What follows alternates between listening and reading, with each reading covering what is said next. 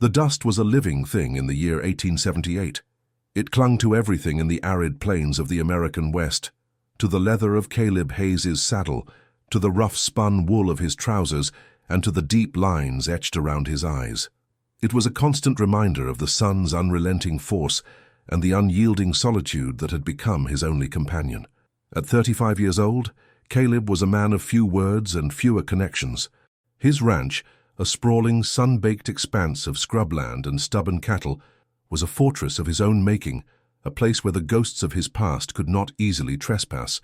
Not that they ever truly left. He rode his horse, a sturdy bay named Jasper, with the practiced ease of a man who spent more time in the saddle than on his own 2 feet. The work was his penance and his purpose. From dawn to dusk, he moved with a grim efficiency, mending fences, herding the skittish longhorns, and trying to ignore the silence that followed him like a shadow. It was a silence broken only by the lowing of the herd, the creak of leather, and the whisper of the wind, a wind that carried no comfort, only more dust. The sky was a vast, unforgiving blue, a canopy over an endless sea of brown and grey. A late afternoon sun hung low, casting long, distorted shadows that stretched across the landscape like skeletal fingers. Caleb was on his way back to the homestead, his stomach grumbling with a hunger he had long since learned to ignore. The day had been long, the cattle more stubborn than usual, and his thoughts had drifted, as they always did, to a time before the silence. A time when laughter echoed across these same fields. A time before the fever took his wife, Clara, and their infant son. The memories were a physical ache in his chest, a pain that no amount of hard work could numb. As he rode, something on the horizon broke the monotony of the landscape. A dark lump, a misplaced stone perhaps, or a pile of discarded refuse. He squinted, his hand instinctively going to the Colt peacemaker holstered at his hip, a tool of survival he hoped never to use, but always kept ready. His ranch was isolated, but the West was a place of outlaws and drifters. A man couldn't be too careful. He spurred Jasper forward, the horse's hooves kicking up clouds of powdery earth. The lump grew larger, its shape becoming clearer. It wasn't a stone. It was a large, tightly tied burlap sack, left carelessly by the side of the trail. A strange sight. There was no wagon track, no sign of a hurried departure, just the sack alone in the vast emptiness. Caleb approached it with caution, his senses on high alert. He dismounted slowly, keeping a hand on his gun. He circled the sack, his boots crunching on the dry soil. It was thick, coarse burlap, the kind used for feed or grain. It was heavy, too. A strange, muffled sound came from within. It was a soft, whimpering noise, like a scared animal. Caleb's heart hammered against his ribs. He had seen enough of the West to know that curiosity could get a man killed. Then, a voice, a small, faint whisper, barely audible above the wind. "Please, open it. I can't breathe," it pleaded, a child's voice raw with fear and desperation. Caleb froze. The sound of that small voice, so full of terror, was a jolt to his system. It was a sound he hadn't heard in years, a sound that stirred a buried part of him he had long believed to be dead. He had prepared for a fight, for a confrontation with a rustler or a drifter, but not for this. The voice was so small, so innocent. It was a sound that had no business being out here in the brutal, unforgiving wilderness. He took a step back, his hand dropping from his gun. He stared at the sack, his mind a whirlwind of confusion and fear. This could be a trap. A child's voice could be a ruse to lure him in, to catch him off guard. A man alone in this part of the country was an easy target. But what if it wasn't? What if a child, a real, living child, was trapped inside that suffocating bag? The plea echoed in his ears. "I can't breathe." The memory of his own son, his tiny, fragile body so still in his arms, flashed through his mind. The feeling of helplessness, the burning grief. He couldn't leave this. He couldn't turn his back on a child's plea, not after what he had lost. The risk was great, but the alternative, the thought of leaving a child to die suffocating in the dust, was a burden his soul could not bear. He took a deep breath, pushing down the dread. He knelt beside the sack, his fingers trembling slightly as he fumbled for the thick rope tied at the top. His knuckles were raw and scraped from years of labor, but they felt clumsy and useless now. The wind picked up, swirling the dust into small, dancing eddies around him. He worked at the knot, his mind racing, trying to prepare himself for whatever he might find inside. He didn't know what to expect, but he knew with a chilling certainty that his life, and the life of whoever was trapped in that bag, was about to change forever. The West was a land of harsh justice and sudden violence, but sometimes it was also a place where a small, fragile hope could be found in the most unlikely of circumstances. With one last, desperate tug, the knot gave way. Caleb took hold of the top of the sack, his breath caught in his throat. He paused for a moment, steeling himself, and then he lifted the sack. He froze. It wasn't a woman or a boy or a pile of gold. It was a little girl. She was small, no more than 10 years old, her hair a tangle of dark, matted curls. Her clothes were dirty and torn, her face streaked with dust and tears. Her eyes, wide and terrified, were a piercing blue, the color of a winter sky, and they stared up at him with a mixture of fear and relief. She was alive, but barely. A thin, dark crust of dried blood covered a gash on her forehead, and her small, pale hands were scraped and raw. She was a ghost of a child, a fragile thing that had no business being here, alone, in the middle of a world that had forgotten how to be kind. The sheer vulnerability of her, so small and fragile against the brutal backdrop of the American frontier, struck him to the core. This was not a trap. This was not a ruse. This was a child, a real living child, who had been discarded like a sack of trash. The full weight of the situation hit him, a cold, hard stone in his gut. The silence of his ranch was about to be broken, not by the lowing of cattle, but by the fragile, terrifying presence of another human being. A human being who was looking at him as if he were the last chance she had. The journey back to the ranch was a quiet one. Caleb rode with the girl, Adeline, perched in front of him, her small body trembling against his. He had wrapped her in his worn canvas duster, its familiar smell of dust, sweat, and leather offering a strange kind of comfort. She said nothing, her head resting against his chest, her small hands clenched tightly in the fabric of his shirt. He hadn't pressed her for details. Not yet.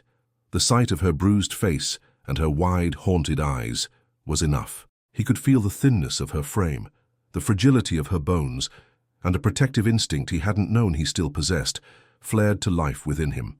The sun had begun its descent, painting the sky in fiery streaks of orange and purple. The colors, once a source of quiet contemplation for him, now seemed to mock the bleakness of the situation. He was a man accustomed to solitude, to the steady, predictable rhythm of a lonely life.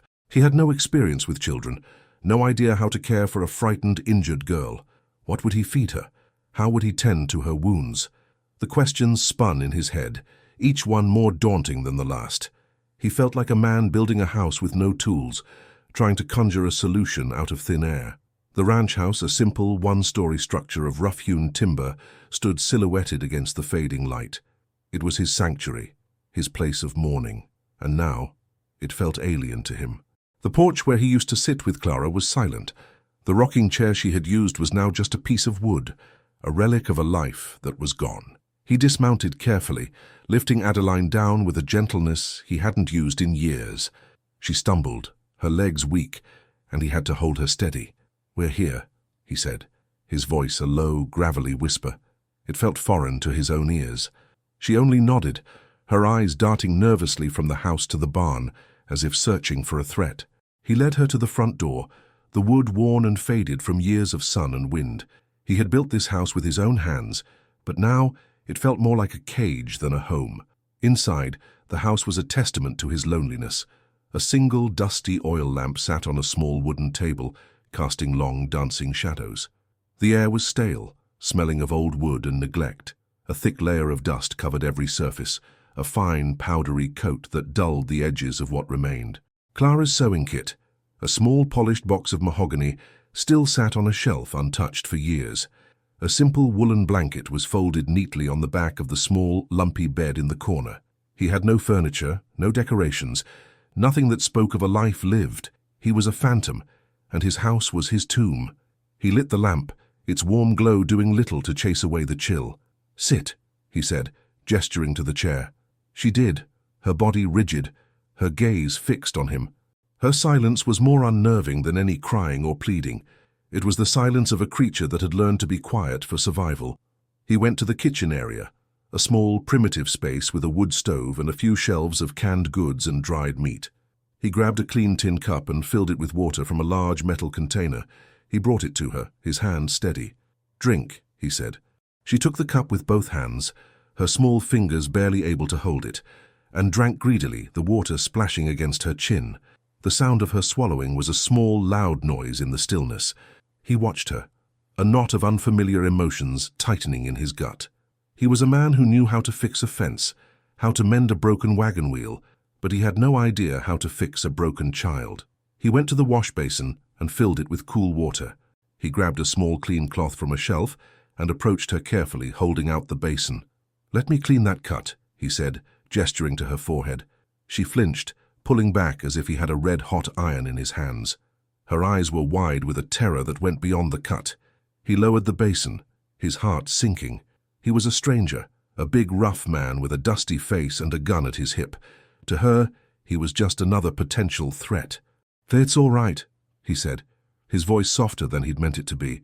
"I won't hurt you, just want to clean it so it doesn't get infected." He placed the basin on the floor and put the cloth inside, letting it soak. He backed away a step, giving her space, a silent gesture of his intentions. He wasn't a doctor, he wasn't a father. He was just a lonely man in a silent house, trying to do the right thing for a girl who had no one else. He sat on a small stool across from her, his hands clasped between his knees.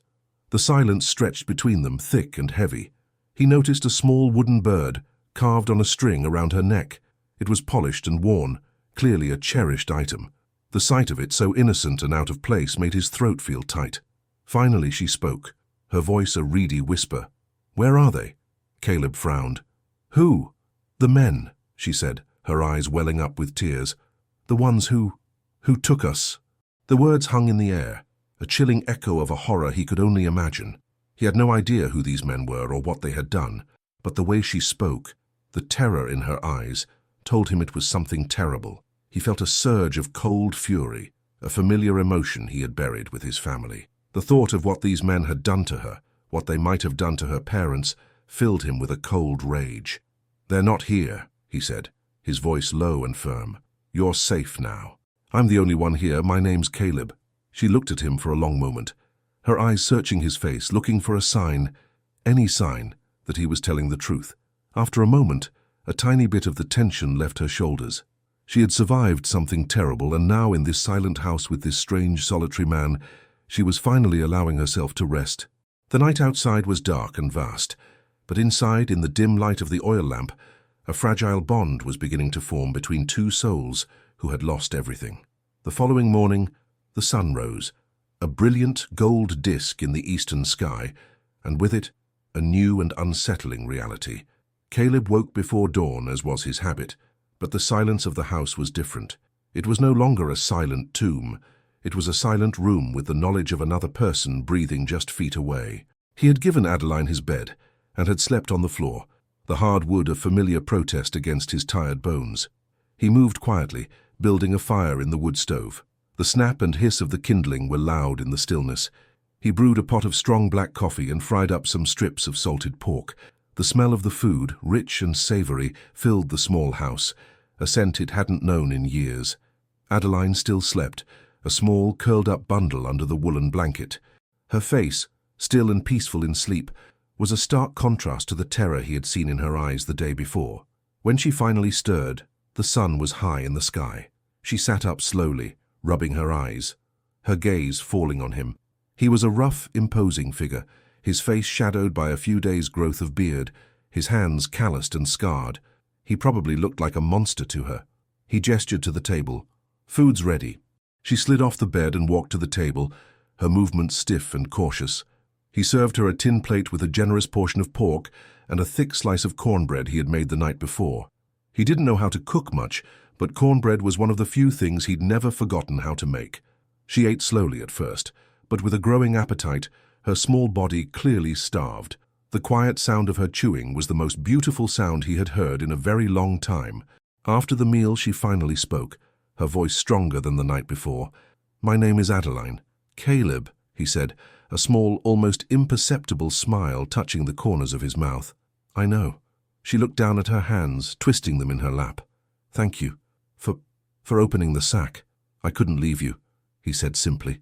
He saw the flash of gratitude in her eyes, a look that tore at his hardened heart. They tied me up and left me there, she said, her voice shaking. I thought I was going to die.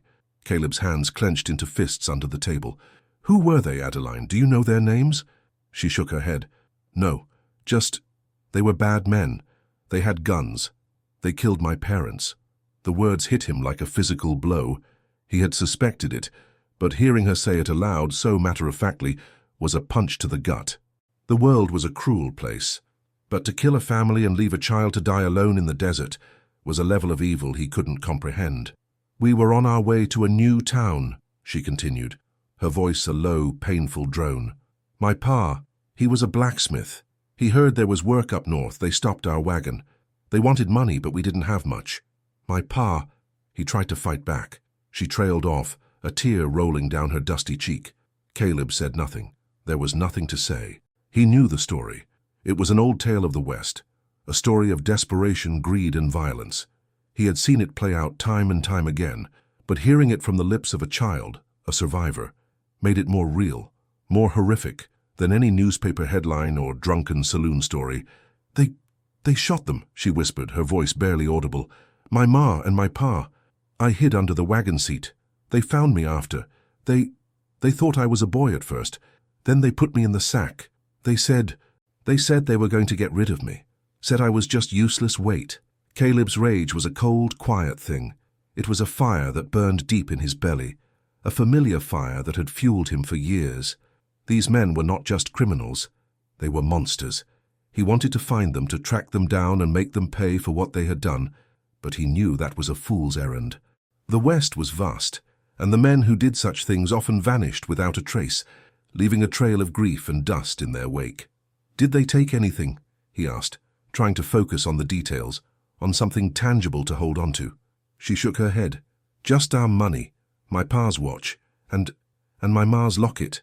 Her voice cracked. He looked at the small wooden bird she wore around her neck. This is yours?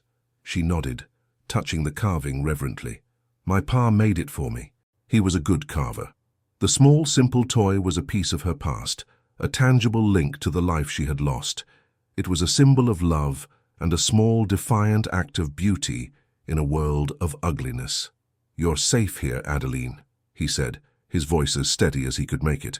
For now. For how long? She asked, a child's question that carried the weight of a world-weary old woman. He had no answer. He didn't know what to do with her. He couldn't just keep her here forever. He was a man who lived a hermit's life, and she was a child who needed a home, a family. But he couldn't send her away, not with those men still out there. The vastness of his ranch, once a comfort, now felt like a prison. He was trapped between his duty to protect her and his own inability to provide her with the life she deserved.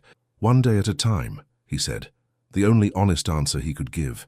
One day at a time. The truth was, the moment he had lifted that sack and looked into her terrified eyes, his life had changed. The weight of his own grief had been lifted, replaced by the far heavier, more complex weight of another's life. He was a caretaker now, a protector, and the silent house, once a tomb for his memories, was now a fragile, temporary refuge for a child with a broken heart. The days that followed fell into a new, strange rhythm. Caleb, a man of routine and silence, found his world upended by the constant small presence of Adeline. Her questions were like little darts, piercing the fortress of his solitude. What's that horse's name? Why are the cows so noisy? Do you ever get lonely out here? He answered her in monosyllables at first, uncomfortable with the shift in his life. He was a man of action, not conversation. He showed her how to feed the chickens, how to gather eggs, and how to hold a bucket of water without spilling it. He taught her the small, essential tasks that made up a rancher's life. He found that in the simple act of teaching, a bit of the tension in his shoulders would ease. Adeline, for her part, was a quick study. She was a city girl, a blacksmith's daughter, with no experience of ranch life, but she was resilient. The terror that had gripped her had been replaced by a quiet determination. She was a survivor, and she was doing everything she could to adapt to this new, strange world. She was still fearful of loud noises and sudden movements, flinching whenever Caleb grabbed a tool too quickly, but she was slowly beginning to trust him. Caleb found himself doing things he hadn't done in years. He mended her torn clothes. his big, calloused fingers clumsy with a needle and thread. He made sure she had fresh water for washing. He even began to tell her stories, simple tales about the land, the animals, and the history of the West, finding a quiet joy in the way her eyes would light up when he spoke. He realized that for a long time he had stopped seeing the world, only working in it. Adeline was making him see again. One afternoon, as they sat on the porch, watching the sun dip toward the horizon, she asked a question that brought all of his old demons roaring back. "Did you always live alone, Caleb?" He was silent for a long time, the familiar ache in his chest returning. He looked out at the vast empty land, at the same land where he and Clara had dreamed of building a life, a family. "No," he said, his voice low. "I didn't." He didn't offer any more information, but she didn't press. She seemed to understand that some pains were too deep to be shared. She simply sat beside him, a small, comforting presence, and watched the fading light. Later that week he rode into the nearest town, a small dusty collection of buildings called Harmony Creek. It was a 3-hour ride, a journey he hadn't made in months. He needed supplies, flour, sugar, salt, and things for Adeline, a new pair of trousers, a dress, some shoes that would fit her small feet. He felt a strange sense of purpose, a reason to be in town other than the grim necessity of resupply. The town was a loud, bustling place, filled with the noise of wagons, the clatter of horseshoes on the dirt road, and the raucous laughter of men in the saloon. Caleb felt a sudden, crushing sense of unease. He had grown so used to the silence of his ranch that the noise of the town felt like an assault on his senses. He kept his head down, his hat pulled low, and went about his business quickly. He went to the general store, the bell on the door chiming loudly as he entered. The store was a chaotic mix of barrels, bolts of fabric, and the smells of coffee and cured meat. The storekeeper, a kind-faced woman with spectacles perched on her nose, greeted him with a warm smile. "Caleb, it's been a while. Good to see you." "Good to see you too, May," he said, his voice gruff. "Need some supplies, flour, sugar, some coffee." "The usual," she said, her smile not fading. "Anything else?" He hesitated for a moment, then with a surprising amount of courage pointed to a small pair of boots on a shelf. "Those, and some trousers and a dress. For a girl." May's eyebrows shot up. "A girl? Well, I'll be. Didn't know you had a daughter, Caleb." The words hung in the air, a phantom possibility. He felt a strange pang in his chest. "I don't. She's a neighbor's." It was a clumsy lie, but it was all he could come up with. He couldn't tell her the truth. The world was full of men who would see a young girl alone with a man as an opportunity, a cause for gossip and suspicion. He had to protect Adeline, and that meant keeping her presence a secret. May didn't press him, but the look in her eyes told him she didn't believe him. She simply packed the items, her movements slow and thoughtful. He paid for his goods, a heavy canvas sack in his hand, and walked out of the store, feeling the weight of the lie like a physical burden. Back on the ranch, Adeline was waiting for him on the porch. Her face lit up when she saw the new clothes and the small tin of hard candies May had thrown in as a kindness. He watched her try on the new boots, a perfect fit, and felt a small, unfamiliar warmth spread through his chest. He was a father to her now in every way but blood. He was her protector, her provider, and the only person she had left in the world. And with that thought came a chilling realization. The men who had done this to her were still out there. They could be anywhere. The weight of his burden was no longer just the sorrow of his past. It was the terrifying, immediate responsibility of keeping this fragile life safe from a world that had tried to extinguish it. He had a reason to be vigilant again, a reason to live, and with that reason came a new kind of fear he had never known. The presence of the new clothes, the sturdy boots, and the tin of candies transformed Adeline. She still carried the weight of her past, but she moved with a new confidence, as if the small gestures of care had given her a foundation to stand on. She started talking more, telling him about her parents, their dreams of a new life, and the little home they were going to build. The stories, told in her small, clear voice, painted a picture of a life full of simple joys, and a love that was cruelly cut short. Caleb listened, his heart aching for her. He saw his own story in hers, a life shattered by an inexplicable tragedy. He had thought his grief was a unique and personal thing, a private hell he had to endure alone, but in Adeline's eyes, he saw a reflection of his own pain, and for the first time in years he felt a strange sense of connection, a shared sorrow that was a small, fragile comfort. He began to teach her how to ride. He had a gentle mare named Willow, and Adeline took to her with a natural grace. She was a quick learner, and soon she was cantering across the fields, a small, laughing figure against the vast, empty sky. Her laughter was a sound he had never thought he would hear on his ranch again. It was a sound that chased away the ghosts and filled the silent spaces with a melody of hope. But the peace was a fragile thing, a thin veil over a simmering danger. One morning, as Caleb was mending a fence near the main road, he saw 3 riders approaching. They were not ranchers. Their clothes were dusty and worn, their faces hard and unsmiling. They had the look of drifters, men who had no home and no purpose other than to take what they could get. He felt an instant, cold dread. He had his rifle with him, a Winchester repeater, and he kept it in his hands, resting it against the fence post, a silent, menacing warning. The men rode closer, their horses kicking up dust. The leader, a tall, gaunt man with a scar running down his cheek, pulled his horse to a halt. His eyes, the color of dirty ice, were fixed on Caleb. "Howdy," the man said, his voice a low, raspy drawl. "Looking for some water? Got any to spare?" Caleb's gaze was steady. "Plenty. The well's back that way." He pointed to the north, away from the ranch house, a silent command.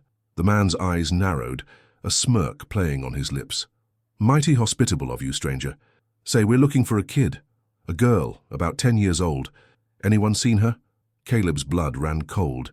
He felt a chill that had nothing to do with the wind.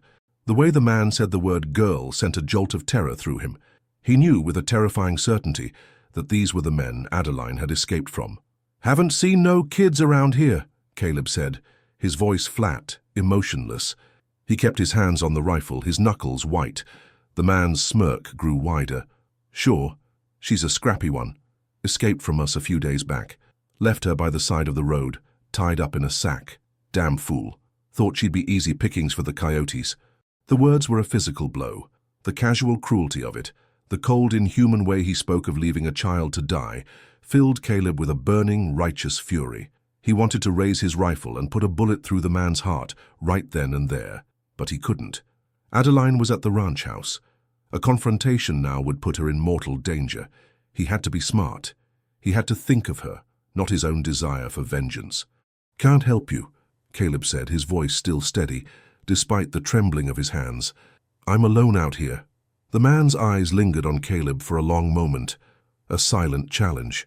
"Heard you were, but we got ourselves a little bit of unfinished business. That girl, she saw things she shouldn't have seen, can't have her running around telling people." The other 2 men laughed, a low, ugly sound. Caleb's heart hammered against his ribs. He had to get them away from here. He had to keep them from discovering Adeline. "Like I said, I'm alone. If you'll excuse me, I've got work to do." He turned his back on them, a deliberate act of defiance. It was a risk, a dangerous gamble, but it was his only option. He trusted that his reputation as a lonely armed rancher would be enough to deter them. The silence behind him was a living thing. He walked slowly, every muscle in his body coiled and ready to spring. He expected to hear the sound of a gun being cocked, the man's final murderous words, but all he heard was the creak of leather as the man turned his horse. "Well, if you see her, old-timer," the man called out, his voice dripping with malice, "you let us know. There's a reward for information, a nice fat one, and a bonus for her safe return." The last words were a thinly veiled threat. Caleb didn't turn around. He just kept walking, his hands on the rifle, his senses on high alert. He heard the sound of their horses retreating, the clatter of hooves growing fainter and fainter until they were gone. He let out a shaky breath he hadn't realized he was holding. They were gone, for now, but they knew he was here. They knew he was alone, and they had a reason to return. The fragile peace he had built was shattered. Adeline was not just a burden of care. She was a target, a beacon for the darkness that had tried to consume her. He had to protect her, but he knew with a chilling certainty that the safety of his ranch was an illusion. The shadow of her past had found them, and it wouldn't rest until it had what it came for. The fight wasn't over. It had just begun. Caleb spent the rest of the day in a state of high alert. He had sent Adeline to the house with a flimsy excuse about needing to work on the fences alone. He couldn't bring himself to tell her what he had just heard, what danger was lurking just beyond the horizon. He was a man of action, not a man of words. and the burden of that secret felt like a lead weight in his stomach. He worked with a grim intensity, his mind a whirlwind of possibilities. He had to fortify the ranch. He had to prepare for a siege. He brought in all the animals, herding the skittish longhorns into the main corral and making sure the chickens were safe in their coop. He checked his supplies, counting his ammunition, his stores of canned goods, and his meager supply of kerosene for the lamp. He was a rancher, not a soldier, and the thought of having to defend his home, of having to use his gun to protect a child, was a terrifying one. But the image of Adeline's bruised face, of the horror in her eyes, was a more powerful motivator than any fear. He would not let those men take her. He would not let them finish what they started. He would die before he let them get their hands on her. The sun set, a slow, painful surrender to the night. The silence of the night was different now. It was not a comforting quiet. It was a tense, expectant hush. Every sound, the rustle of the wind, the distant howl of a coyote, the creak of the old house was a potential threat. He sat on the porch, his rifle across his lap, and watched the stars, a cold, unfeeling blanket of light in the vast darkness. He had no idea when the men would return, or if they would, but he knew they would. They were like wolves, scenting their prey. They wouldn't give up easily. Adeline, sensing his unease, came out and sat beside him. "What's wrong, Caleb?" she asked, her voice small and concerned. He felt a pang of guilt. He was a terrible liar, and he had no right to burden her with his fear. "Nothing," he said too quickly. "Just waiting for a calf to be born." It was a clumsy, unbelievable lie. She was quiet for a long moment, and then she said, "They're coming back, aren't they?" Her words were a jolt to his system. He looked at her, and in the dim light of the moon, he could see the same haunted look in her eyes he had seen when he had first lifted the sack. "How did you know?" he asked, his voice a low, pained whisper. "They always come back," she said, her voice full of a heartbreaking wisdom far beyond her years. "They came back for us. They said they'd make sure no one could talk." His heart broke for her.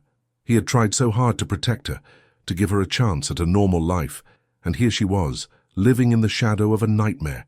He felt a fierce, burning need to protect her, to shield her from the darkness that had followed her. He reached out and with a gentle hand, he stroked her hair, his fingers awkward and unsure. "I won't let them hurt you," he said, his voice thick with emotion. "I swear it on my life." She leaned her head against his arm, a small, trusting gesture that sent a wave of emotion through him. He was a man who had sworn off human contact, a man who had built a life of solitude, and now, here was a child, a ghost from her own tragedy, trusting him with her life. The responsibility was immense, and it was the most meaningful thing he had ever felt. The night wore on, a long, torturous vigil. He didn't sleep, his senses heightened, his grip on the rifle unyielding. He watched the horizon, his eyes straining in the darkness, waiting for a sign, any sign, of their return. But the night remained silent, save for the familiar sounds of the prairie. As dawn broke, a pale grey light bleeding into the sky, he felt the first stirrings of an idea. He couldn't stay here, not anymore. His ranch, once a sanctuary, was now a potential death trap. He couldn't fight 3 men alone, not with Adeline to protect. He had to leave. He had to take her somewhere safe. But where? The West was a vast, lawless place, and a man on the run with a child was a conspicuous target. He was a rancher, not a trapper. He didn't know the mountains, the dense forests, the hidden trails. He only knew this land, this flat, exposed expanse of dust and sky. He was trapped between 2 impossible choices: stay and fight a losing battle, or flee into a world he didn't know, a world that was just as dangerous as the one he was trying to escape. He looked at Adeline, who had fallen asleep, her head still resting on his arm. She was so small, so innocent. He was all she had, and in that moment, he knew what he had to do. He would not surrender. He would not flee. He would face this threat head-on, but on his own terms. He had a home, a life, and a child to protect. He would not give it up without a fight. The long night was over, but the real test had just begun. The morning sun brought with it a renewed sense of purpose, if not peace. Caleb knew they couldn't stay at the ranch. It was too exposed, too vulnerable. The men knew where they were. It was only a matter of time before they returned, and this time they wouldn't be riding casually. He had to get help. He thought of Harmony Creek, of the people there. They were mostly good, simple folk, but they were also afraid. A man riding into town with a story of outlaws and a terrified little girl would be met with suspicion and fear, not help. Law enforcement was a joke out here. The sheriff was an old man with a heart condition who was more concerned with keeping the peace at the saloon than tracking down a band of ruthless killers. His mind went to the one person he knew who wasn't afraid of trouble, the one person in Harmony Creek who might be able to help, Ezra Thorne. Ezra was a blacksmith, a big, gruff man with hands like hammers and a reputation for being as stubborn as a mule. He had a small forge at the edge of town, and he was known for being an independent cuss, a man who didn't take to authority or a whole lot of questions. Caleb decided to take a risk. He couldn't leave Adeline alone, not for a moment. He had to take her with him. He explained the plan to her simply. "We're going to see a man in town, a blacksmith. He might be able to help us." Adeline's eyes widened. "Like my pa?" she asked, her voice filled with a fragile hope. Caleb nodded. "Like your pa." He packed what little they had, some dried meat, a canteen of water, his rifle and extra ammunition. He saddled Willow for Adeline and Jasper for himself. He watched as she mounted the mare, her small body looking even smaller against the vast expanse of the prairie. She was a picture of bravery, a small, defiant figure against the backdrop of a world that had tried to break her. The ride to town was tense. Caleb kept his eyes peeled, his hand on his rifle, his senses on high alert. He scanned the horizon, every shadow, every cluster of sagebrush, a potential hiding spot for an ambush. He felt the weight of Adeline's presence behind him, the small, vulnerable life he was responsible for. They arrived in Harmony Creek just as the midday sun was at its highest. The town was alive with the sound of commerce and conversation. Caleb led them to the far end of town, to the sound of a rhythmic clang, clang, clang that echoed in the air.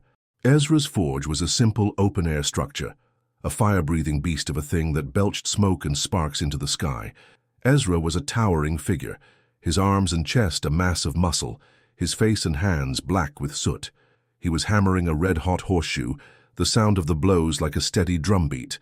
He didn't look up as Caleb and Adeline approached. Caleb dismounted, leading Adeline to the side. "Ezra," he said, his voice low but firm. Ezra finished his work, dropping the horseshoe into a bucket of water with a loud hiss. He wiped his brow with the back of his arm and turned, his eyes, dark and intelligent, resting on Caleb and then on Adeline. He didn't say anything, but his eyebrows shot up in surprise. Caleb got straight to the point. "I need your help. A group of men. They're looking for her. They killed her parents and left her for dead." He didn't have to explain more. The look in Adeline's eyes was all the proof Ezra needed. Ezra's gaze softened slightly as he looked at Adeline. "Looks like you found yourself a stray, Caleb." "She's not a stray," Caleb said, his voice sharp. "She's a survivor, and I'm not leaving her. I need a place for her to hide, a place they won't think to look." Ezra considered this for a long moment, his eyes moving from Caleb to Adeline and back again. He was a man who lived by a simple code: mind your own business and help those who can't help themselves. And here was a child, a girl with the same terror in her eyes as his own daughter had when she was little, a girl who needed a protector. "The old cellar under the shop," Ezra said, his voice a low growl. "It's dusty and it's cold, but it's hidden. Nobody goes down there." Caleb felt a wave of relief wash over him. "Thank you, Ezra. I won't forget this." "You don't need to thank me," Ezra said. "You're doing what needs to be done. Now get her down there, and you—" He looked at Caleb, his eyes hardening. "You stay here. You ride back to your ranch. You're a dead man. They'll be watching." Caleb nodded. He knew Ezra was right. He couldn't go back, not yet. He led Adeline to the back of the shop, where a heavy wooden door, covered in a thick layer of dust, led down into the darkness. He lifted the door, revealing a set of rickety stairs. "It'll be safe here," he said, trying to sound more confident than he felt. "Just for a little while." Adeline looked at him, her eyes filled with fear. "You're coming back, aren't you, Caleb?" He knelt down and looked her in the eye. "I'll be right here. I'll get you some blankets and some food, and I'll be right outside this door so you won't be alone, I promise." He knew that promise was a heavy one, but he also knew with a certainty that had nothing to do with logic that he would do everything in his power to keep it. As he lowered the door and the darkness swallowed her, he felt a new kind of terror. He had to protect her. not just from the men who had hurt her, but from the world itself. He was her last hope, and he would not fail. He turned to Ezra, a man he barely knew, but a man who had become an unlikely ally in a war he had no choice but to fight. The following days were a slow, agonizing wait. Caleb stayed in town, sleeping on a cot in the corner of Ezra's shop, his senses on high alert. He helped Ezra with his work, hammering and shaping metal, his strong, steady hands a comfort to him. The rhythmic clang of the hammer was a distraction, a way to keep his mind from spiraling into a pit of worry. He made sure Adeline had food and water, slipping down into the cellar when no one was around, her small, frightened face a constant reminder of the reason he was there. The town, usually a place of simple, everyday routines, now felt like a stage, and he was a reluctant actor. He watched every person who came and went, his eyes scanning for the familiar faces of the 3 men he had encountered. He was a man with a target on his back, and he knew it. He had chosen to protect Adeline, and now he was paying the price. One afternoon, a tall, well-dressed man on a sleek black horse rode into town. He was not a drifter or a rancher. He had a look of cold, calculating intelligence in his eyes, a look that sent a shiver down Caleb's spine. The man dismounted and went to the saloon, a place Caleb had been avoiding. A few hours later, the man emerged, a smug look on his face. He walked into the general store, and Caleb, pretending to be busy with a piece of metal, watched him through a crack in the door. He heard him ask May, the storekeeper, a series of questions. Heard about a man, a rancher, with a young girl. Seen him around? Caleb's blood ran cold. This wasn't one of the men who had left Adeline. This was someone new. He was a hunter, a man hired to do a job. The thought of this cold, ruthless man, a man with no conscience looking for Adeline, filled Caleb with a new kind of dread. The danger was not just the brutish criminals, but the cold, calculating evil that hunted them. May, to her credit, was a master of evasion. She feigned ignorance, claiming she hadn't seen a rancher with a girl, but the man didn't seem to believe her. He looked around the store, his eyes resting for a moment on the new boots and clothes that had been so conspicuously placed on the shelf. Caleb's clumsy lie was coming back to haunt him. The man thanked May and left the store, his gaze sweeping the street. His eyes met Caleb's for a brief, heart-stopping moment. Caleb didn't flinch. He just returned the man's stare, a silent, deadly promise in his eyes. He knew, in that moment, that the hunter had found his prey. The man whose name Caleb later learned was Silas was a patient predator. He didn't confront Caleb. He just stayed in town, a silent, menacing presence. He sat in the saloon, playing cards, his eyes constantly scanning the street, waiting for a sign, for a misstep. The tension in Harmony Creek was a living thing. The townspeople, who had been friendly and open, were now quiet and suspicious. They avoided Caleb, their gazes darting nervously away from him. They didn't know what was happening, but they knew that something was wrong. They knew that a storm was brewing, and they wanted no part of it. Caleb knew he couldn't stay in town forever. He was putting Ezra and the town in danger. He had to draw Silas away, to lure him out, to confront him on his own terms. But how? He couldn't just walk out and hope for the best. He had to be smart. He had to have a plan. He talked to Ezra, laying out his problem. I can't stay here. He's not just going to leave. He'll either find her or he'll burn this town to the ground trying. Ezra, ever the pragmatist, nodded. He's not stupid. He knows you're not an idiot. He's waiting for you to make a move. Then I'll make a move, Caleb said, a steely determination in his voice. I'll ride out. I'll make it look like I'm heading back to the ranch. He'll follow me. And then I'll lose him. Ezra looked at him, his face grim. Lose him? Out on the plains? That's a fool's errand. You'll never get away from a man like that. He's a tracker, Caleb. He'll be on you like a shadow. Then I won't lose him, Caleb said, a cold, hard resolve settling over him. I'll make him disappear. Ezra didn't argue. He just nodded, his eyes full of a somber understanding. He knew what Caleb was saying. This wasn't just about escape anymore. It was about survival. It was about eliminating a threat. The price of protecting a child was a man's life, and Caleb was ready to pay it. The night was cold, and the weight of his decision was a crushing burden, but he knew there was no other way. The darkness had found them, and the only way out was to face it. The next morning, the air was crisp and cold, a biting wind whipping dust into the air. Caleb had a final, brief moment with Adeline. He slipped into the cellar, the air musty and damp, and found her curled up under a blanket. "I have to go for a ride," he said, his voice low. "Don't you worry. Ezra will be right here. I'll be back before you know it." She looked at him, her eyes wide and trusting. "Be careful, Caleb." He nodded, the words a knife in his heart. He wanted to tell her he loved her, that she was a light in his dark life, but the words were stuck in his throat. He just squeezed her hand, a small awkward gesture of his affection, and turned to leave. He rode out of town at a slow, deliberate pace, his body loose in the saddle. He didn't look back. He didn't have to. He could feel Silas's eyes on him, a cold, predatory stare. He was the bait, and he knew it. He let Jasper take his time, pretending to be a rancher returning to his homestead after a long day in town. He rode with his back straight, his hat pulled low, a picture of a man who had no idea he was being followed. He reached the main road, the one that led back to his ranch, and kept going. He felt the tension in his shoulders, a primal sense of being hunted. He knew Silas was out there, a silent shadow on his trail. He had to get him away from the main road, away from any other travelers, to a place where they could settle this, once and for all. He turned off the road, heading toward a small rocky canyon he knew well. It was a treacherous path, filled with loose rock and steep inclines, a place where a horse could easily stumble and break its leg. It was a place where a man could get lost, a place where no one would hear a gunshot. It was the perfect place for a final showdown.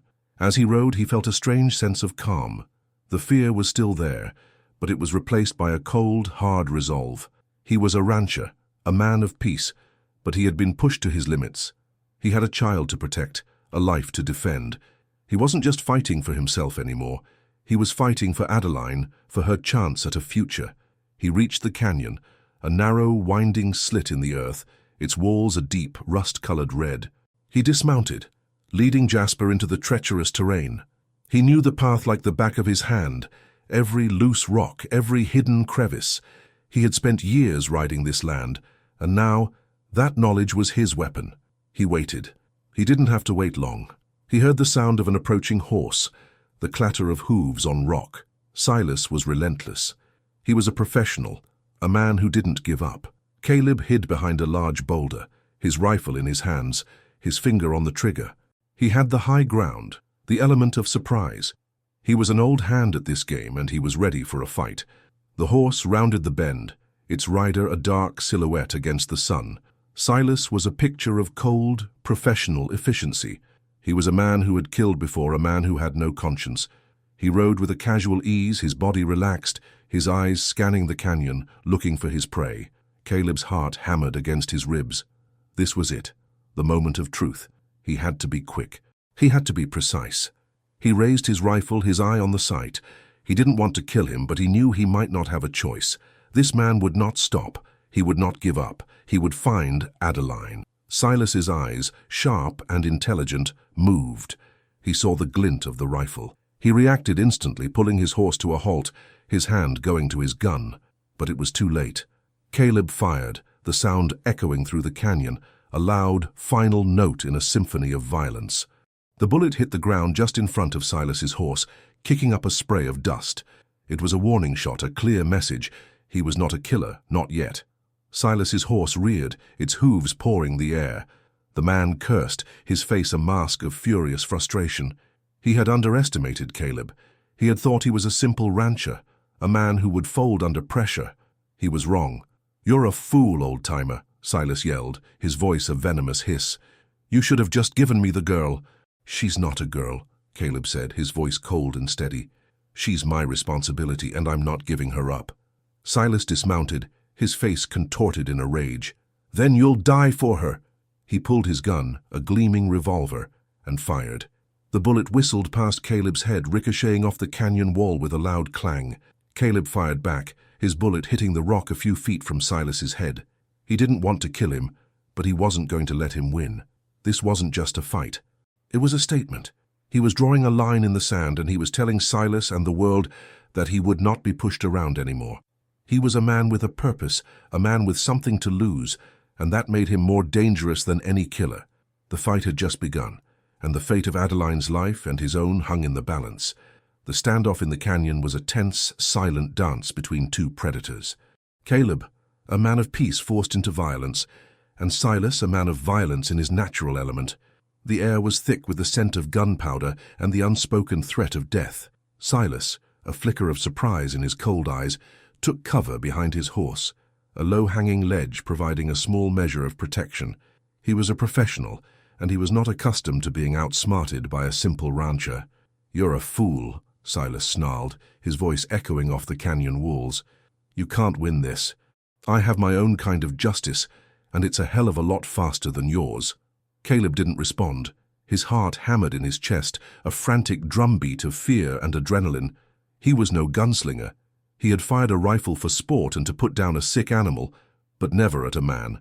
His hands, though steady, were not the hands of a killer, but he knew with a chilling certainty that he would kill this man if he had to. Silas, a master of psychological warfare, tried another tactic. "You really think you can save that girl? The West is a cruel place, old man. She'll grow up to be nothing but a burden, a reminder of a life you don't have anymore. She'll get sick. She'll run away. She'll get herself killed. You're just postponing the inevitable." The words were a calculated strike, aimed at the deepest wound in Caleb's soul. The memory of Clara, of his son, of the crushing grief that had haunted him for years, flashed through his mind. Silas was right, in a way. The West was a brutal place, but the thought of Adeline, of her small brave face, of the trust in her eyes, was a shield against the man's poisoned words. "She's not a burden," Caleb said, his voice low and firm. "She's a reason to live." Silas laughed, a dry, humorless sound. "A reason to die, more like it. I have a feeling you're about to find that out." He fired again, the bullet kicking up dust near Caleb's head. The shot was a clear warning, a show of force. Silas was toying with him, a cat playing with a mouse before the final kill. Caleb knew he had to act. He couldn't stay hidden forever. He took a deep breath, his mind racing. He had to be quick. He had to be smart. He had to use the canyon to his advantage. He moved from his position, crawling silently along the rocky ledge, the loose rock scraping against his clothes. He heard the sound of Silas's feet, the man moving from his own cover, trying to get a better angle. Caleb's heart pounded in his ears. He was no match for this man in a fair fight. He had to be unfair. He had to use everything he had learned from a lifetime in the wild. He heard Silas's boots scuffing against a loose rock. He froze, his body rigid, his senses on high alert. He could hear the man's breath, a ragged, uneven sound. He saw the glint of Silas's gun. The man was coming around the boulder, his eyes fixed on where Caleb had been. Caleb didn't hesitate. He stood up, his rifle raised, and fired, aiming for Silas's legs. The shot was a close one, the bullet ricocheting off the rock just inches from Silas's boot. The man jumped back, his balance lost for a moment, and Caleb moved. He lunged forward, not with his rifle but with his body, tackling Silas to the ground, the air knocked out of his lungs. They landed in a cloud of dust, the sound of the fall echoing through the canyon. Silas was stronger than he looked, a lean, wiry strength honed by a life of violence. They grappled in the dirt, their hands and feet a whirlwind of motion, the Colt Peacemaker and the Winchester rifle a blur of danger. Caleb was no trained fighter, but he had the strength of desperation. He was fighting for his life, for Adeline's life, and that gave him a power he had never known. He managed to pin Silas's gun hand, a crushing grip on the man's wrist. Silas cursed, his face contorted in a furious snarl. He tried to bite Caleb's hand, to gouge at his eyes, but Caleb held firm.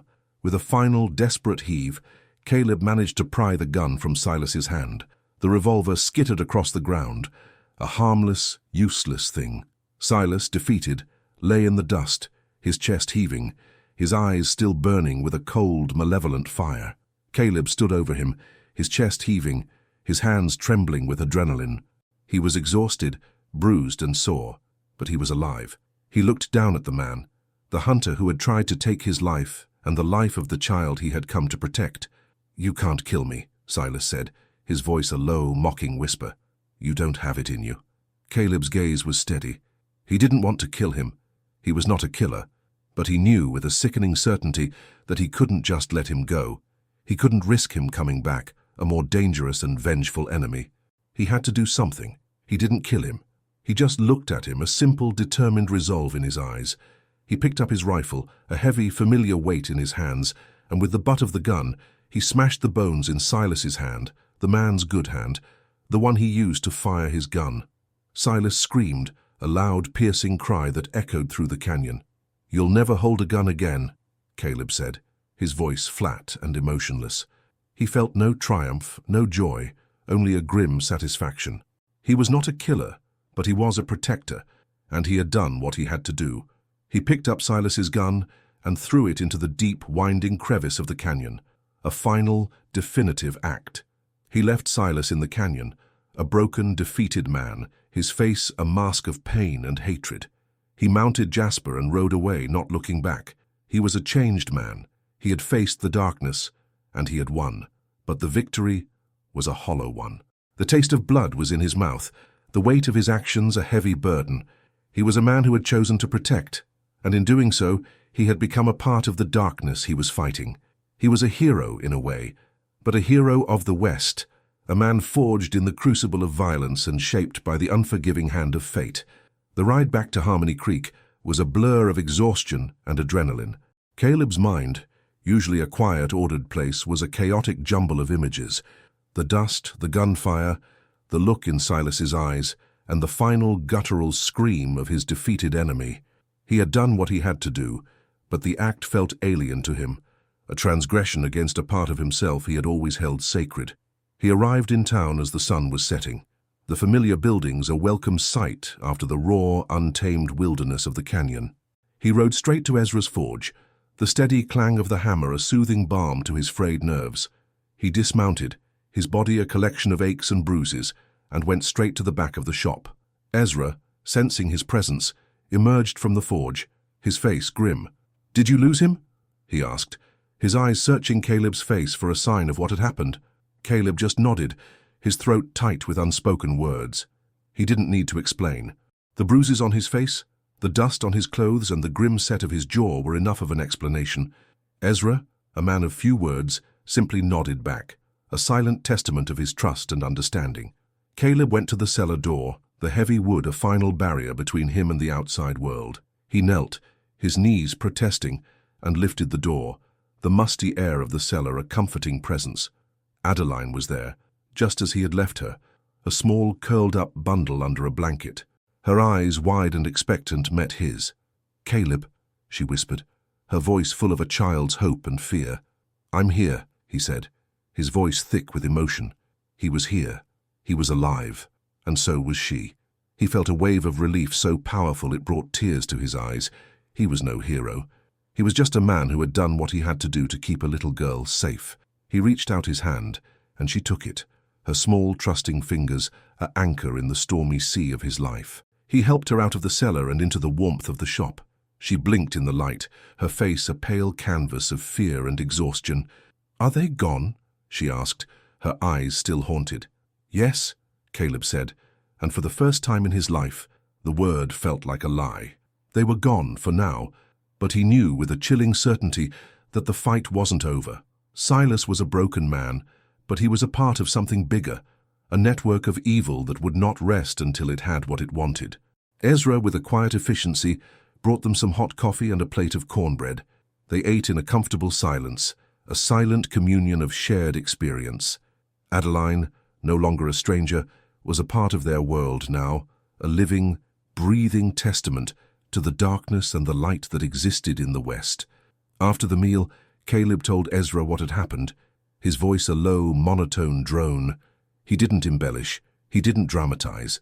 He just told the story, a simple narrative of a man who had gone to battle and had come back alive. Ezra listened, his face impassive, his hands, so used to shaping metal, now resting on his knees. "So he's still out there," he said, the words a statement, not a question. Caleb nodded. "He is, and he'll be back, with help. He won't let this go." Ezra nodded.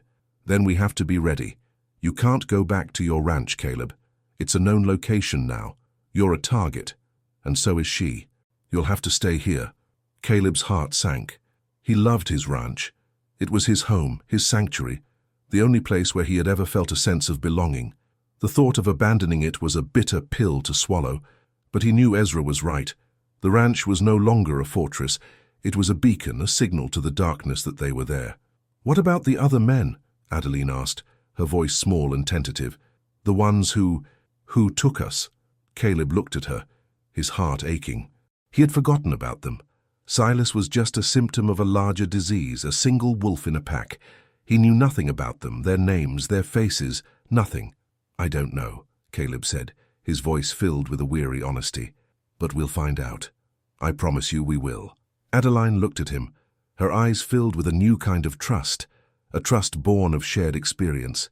She had seen him fight, she had seen him protect her, and she had seen him come back to her. He was her hero, her protector, the one person in the world who would not abandon her. The night was long, a silent, tense vigil. Caleb slept in Ezra's shop, his rifle by his side, the weight of his actions a heavy burden on his soul. He had won the battle, but the war was just beginning. He was no longer a lonely rancher. He was a protector, a guardian, a man with a purpose. And with that purpose came a new kind of fear, a new kind of responsibility, a new kind of life. The next day, Caleb and Adeline became a quiet fixture in Harmony Creek.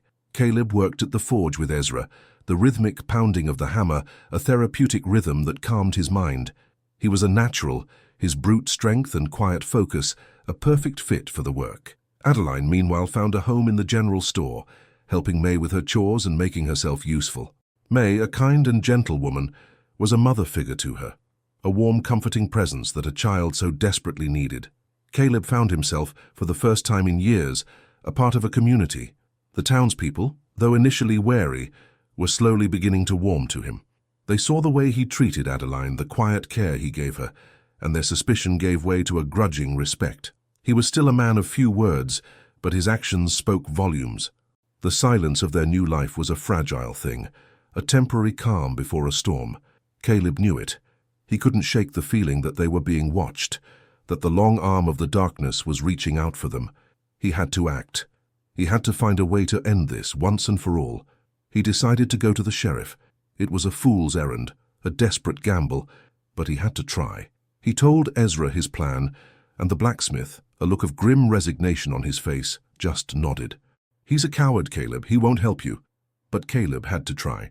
He left Adeline with May, a brief, silent goodbye, and went to the sheriff's office, a small, dusty building with a single window. The sheriff, a portly man named Deputy Bob, was sitting with his feet on his desk, his hat pulled low over his eyes. He looked like a man who was more interested in taking a nap than in serving justice. "Sheriff," Caleb said, his voice low and firm, "I need to talk to you." The sheriff, a man who clearly wasn't used to being disturbed, slowly lowered his feet and squinted at Caleb. "Do I know you, boy?" "Caleb Hayes," he said, "from the Hayes Ranch." The sheriff nodded, his eyes full of a lazy curiosity. "Oh, the hermit. Heard you were in town. What can I do for you?" Caleb told him everything. He told him about finding Adeline, about the 3 men who had killed her parents, about the hunter, Silas, who had been sent to find her. He told him about the standoff in the canyon, the fight, and the terrifying realization that they were a target. He laid it all out, a grim, brutal narrative of a life shattered and a fight for survival. The sheriff listened, his face impassive, his eyes betraying no emotion. He just sat there, his mouth a thin, impassive line, his eyes unreadable. When Caleb finished, the sheriff just sat there, a long, uncomfortable silence stretching between them. Finally, the sheriff spoke. "And what do you want me to do about it?" Caleb felt a surge of cold fury. "Do about it? They killed a family. They left a child for dead. There are 3 men out there, murderers, and a bounty hunter looking for them. They're going to come back. They're going to burn this town to the ground if they have to." The sheriff leaned back in his chair, a slow, deliberate movement. "Son, the West is a big place. People get killed. Kids get orphaned. It's the way of things. A few days ago, a couple of cattle rustlers came through. No one saw a thing. I got no evidence. I got no witnesses. I got no way to prove a damn thing you're saying. And as for this bounty hunter, that's just a man doing his job. A man's got a right to protect his property." "She's not property," Caleb snapped, his voice a low, dangerous growl. "She's a child. She's a person." The sheriff just sighed, a long, theatrical sound. "Look, I'm a busy man. I got a town to protect. I can't go chasing ghosts. You say these men are coming back. Fine, you handle it. It's your problem, not mine. Now, if you'll excuse me, I've got a report to file about a stolen horse." Caleb just stood there, his hands clenched into fists, his body trembling with a cold, righteous rage. The indifference of the law, the callous disregard for a human life, was a gut punch. He had come here, a fool, thinking that justice would be served, that the law would protect the innocent. He was wrong.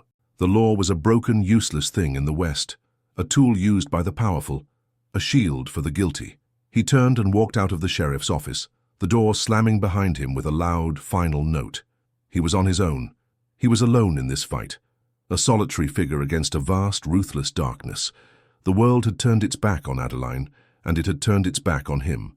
He felt a deep, profound sense of isolation, a return to the solitude he had thought he had left behind. But he was not alone. He had Adeline and he had Ezra, and he had the will to fight. He was a protector, and he would not fail. He would not give up. He would find a way to end this, once and for all, even if he had to do it alone. The sheriff's indifference was a cold, hard slap to Caleb's face. He had clung to the hope that the law, however flawed, would offer some form of protection, but he was a fool. The West was not governed by law, but by a brutal, unyielding code of survival. He was on his own, and the weight of that realization was a crushing burden. He walked back to Ezra's forge, the dust of the town clinging to his boots. He felt a new kind of vigilance, a heightened sense of awareness. He had to be careful. He couldn't trust anyone. He couldn't risk Adeline's life on the whims of a lazy sheriff or the fear of a small town. He went to the forge, the rhythmic clang of the hammer a welcome sound. He picked up a piece of iron, his hands finding a familiar comfort in the work. Ezra, seeing the grim look on his face, didn't ask. He just knew. "He wouldn't help you, would he?" Ezra said, his voice low and knowing. Caleb shook his head. "He said it was my problem." Ezra just nodded, a grim smile on his face. "Told you, he's a coward." The town of Harmony Creek, usually a quiet, peaceful place, was now filled with a low, simmering tension. The whispers had started. The story of the man from the Hayes Ranch, the man who had brought a mysterious girl to town, was spreading like wildfire. The townspeople, already wary of outsiders, were now openly suspicious. Caleb felt their eyes on him as he worked. He heard their hushed conversations, their fearful murmurs. He was a dangerous man, a troublemaker, a man who had brought a storm to their quiet town. They wanted him gone. They wanted him and Adeline to just disappear, to take their problems with them and leave them to their peaceful, boring lives. He knew he couldn't stay. He was putting Ezra at risk, and he was putting Adeline in even greater danger. The town was not a sanctuary. It was a pressure cooker, and the lid was about to blow. He decided to move on. He couldn't go back to his ranch, not with Silas and his men still out there. He had to find a new place, a new home, a new sanctuary where they could be safe. But where? The West was a vast, unforgiving place, and every town, every valley, every mountain was a potential danger. He went to see May at the general store. She was a kind woman, a true friend to Adeline, and he knew he had to explain his decision to her. He found her in the back of the store, her face a mask of worry.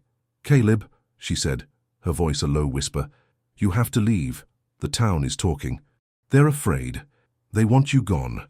Caleb's heart sank.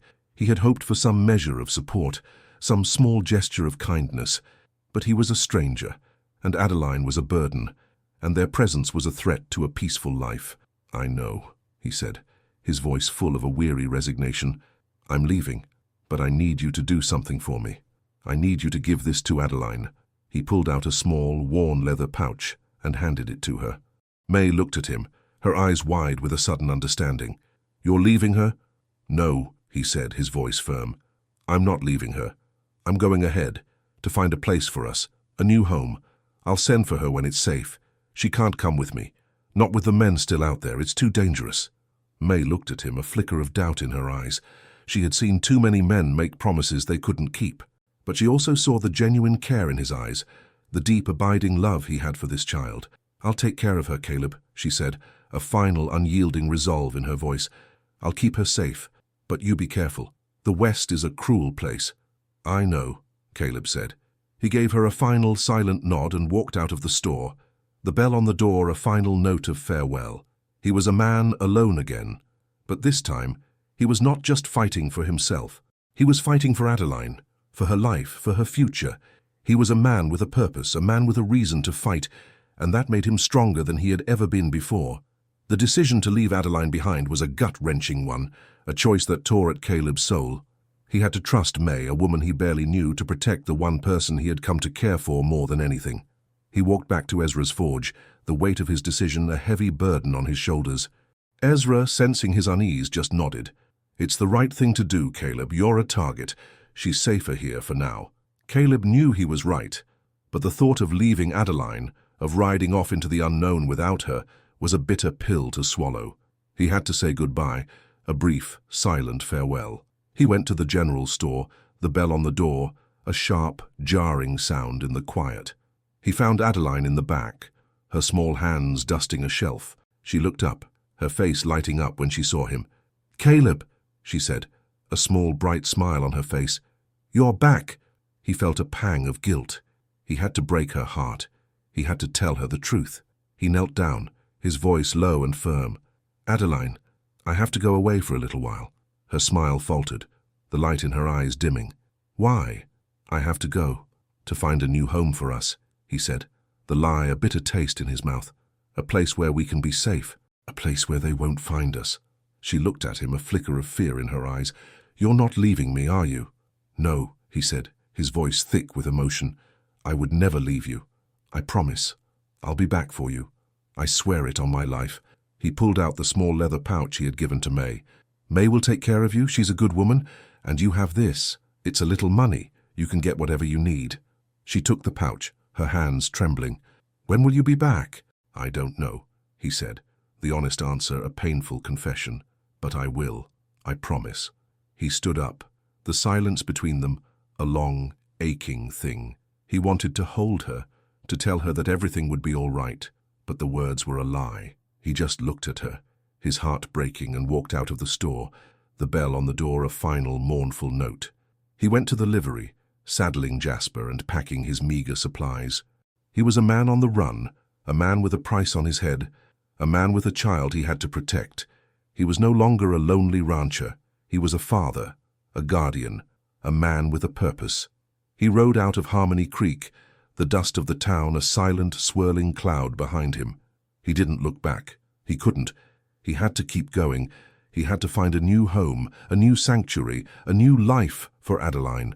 He was a man on a mission, and nothing, not the cruel indifference of the world, not the dangers of the West, would stop him. He was a lone rider on a vast, empty landscape, a man with a broken heart and an unyielding will. He was a protector, a guardian, a man with a purpose. And he would not fail. He would not give up. He would find a way to end this, once and for all, even if he had to do it alone.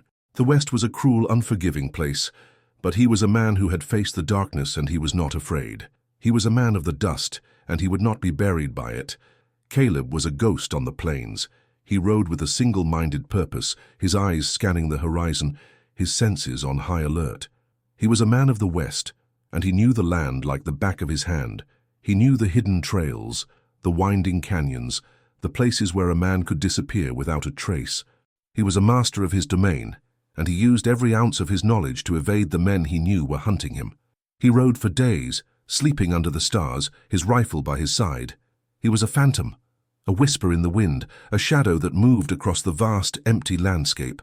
He was not just running from Silas and his men, he was also running from the life he had left behind, from the memories of a home that was no longer his own. He was a man alone, but his solitude was different now. It was no longer a state of being, but a conscious choice. He had left Adeline behind, a bitter act of necessity, but her memory, her small, brave face, was a constant companion. He was fighting for her chance at a new life, a chance he had long ago given up on for himself. He came to a small, isolated town, a cluster of shacks and a single saloon. He needed to resupply, to get food and water, but he knew he couldn't stay long. He was a walking target, a man with a price on his head. He went to the general store, his hat pulled low over his eyes. He bought what he needed, his movements quick and efficient. He paid in cash, his hands trembling slightly as he handed over the coins. He felt the eyes of the townspeople on him, their suspicion a palpable thing.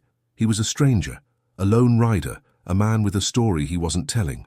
As he walked out of the store, a man stepped out of the saloon, his body a tall, imposing shadow.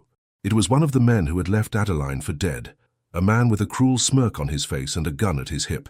He was a wolf, a predator, and he had found his prey. "Well, well," the man said, his voice a low, menacing growl. "Look what the cat dragged in. The lonely rancher. We've been looking for you." Caleb's heart hammered against his ribs.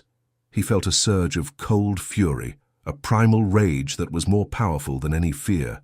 He was a protector, and this man was a murderer. He had a choice to make, a choice between his own life and the life of a child he had sworn to protect. He chose the child. He didn't hesitate. He pulled his rifle, his movements a blur of practiced precision, and raised it to his shoulder. The man, a flicker of surprise in his eyes, went for his own gun, but it was too late. Caleb fired, the sound of the gunshot a loud, final note in the silent, tense street. The man fell, a look of shocked disbelief on his face, his gun still in its holster. He was dead before he hit the ground. The townspeople, their faces a mask of fear, scattered, their screams echoing in the silent street. Caleb stood there, his rifle in his hands, his body trembling with adrenaline. He had killed a man. He had taken a life. The weight of his actions was a heavy burden, a crushing, suffocating thing. But he felt no remorse, no regret, only a grim satisfaction. He had done what he had to do. He had eliminated a threat. He had protected Adeline. He was no hero. He was just a man who had chosen to do the right thing, even if it meant becoming a part of the darkness he was fighting.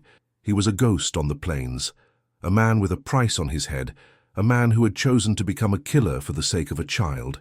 He was a man of the West, a man forged in the crucible of violence, a man with a new kind of purpose, and he would not fail. He would not give up.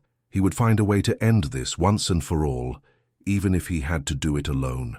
The West was a cruel, unforgiving place, but he was a man who had faced the darkness, and he was not afraid. He was a man of the dust, and he would not be buried by it. The killing of the man in the street was a wake-up call for Caleb. He was no longer just a man on the run.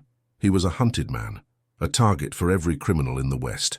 He had killed one of the men who had hurt Adeline, and he knew with a chilling certainty that the other two would not rest until they had their revenge.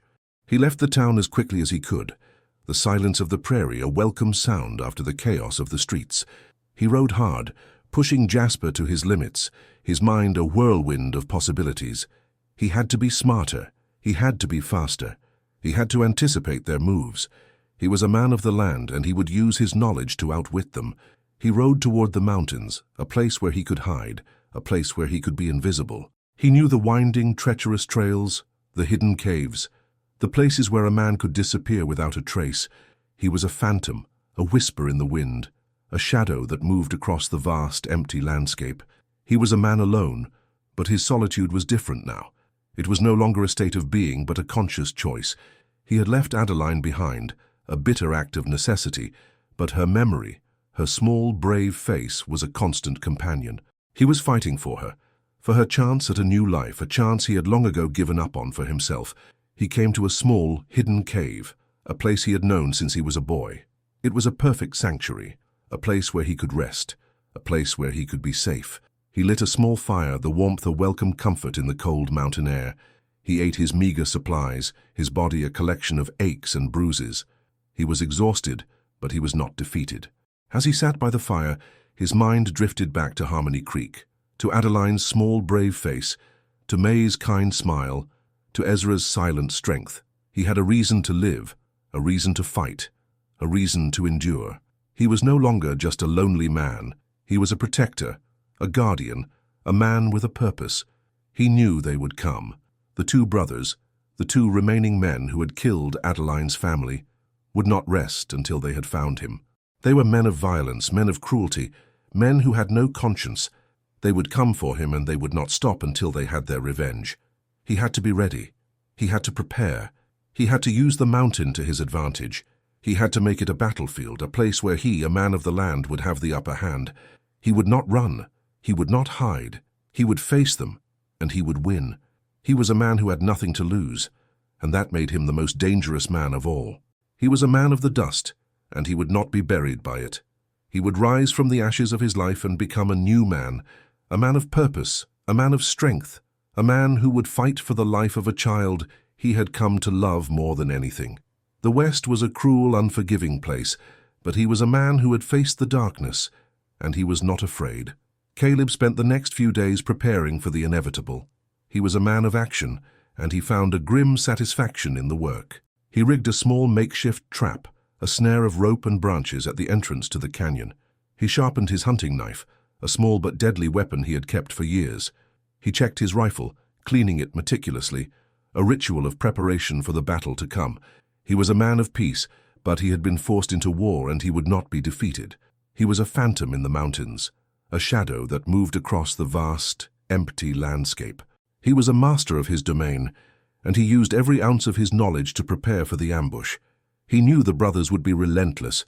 They were men of violence, men who had no conscience, and they would not rest until they had their revenge. He had to be ready. He had to be smarter. He had to be faster. He had to use the mountain to his advantage. He had to make it a battlefield, a place where he, a man of the land, would have the upper hand.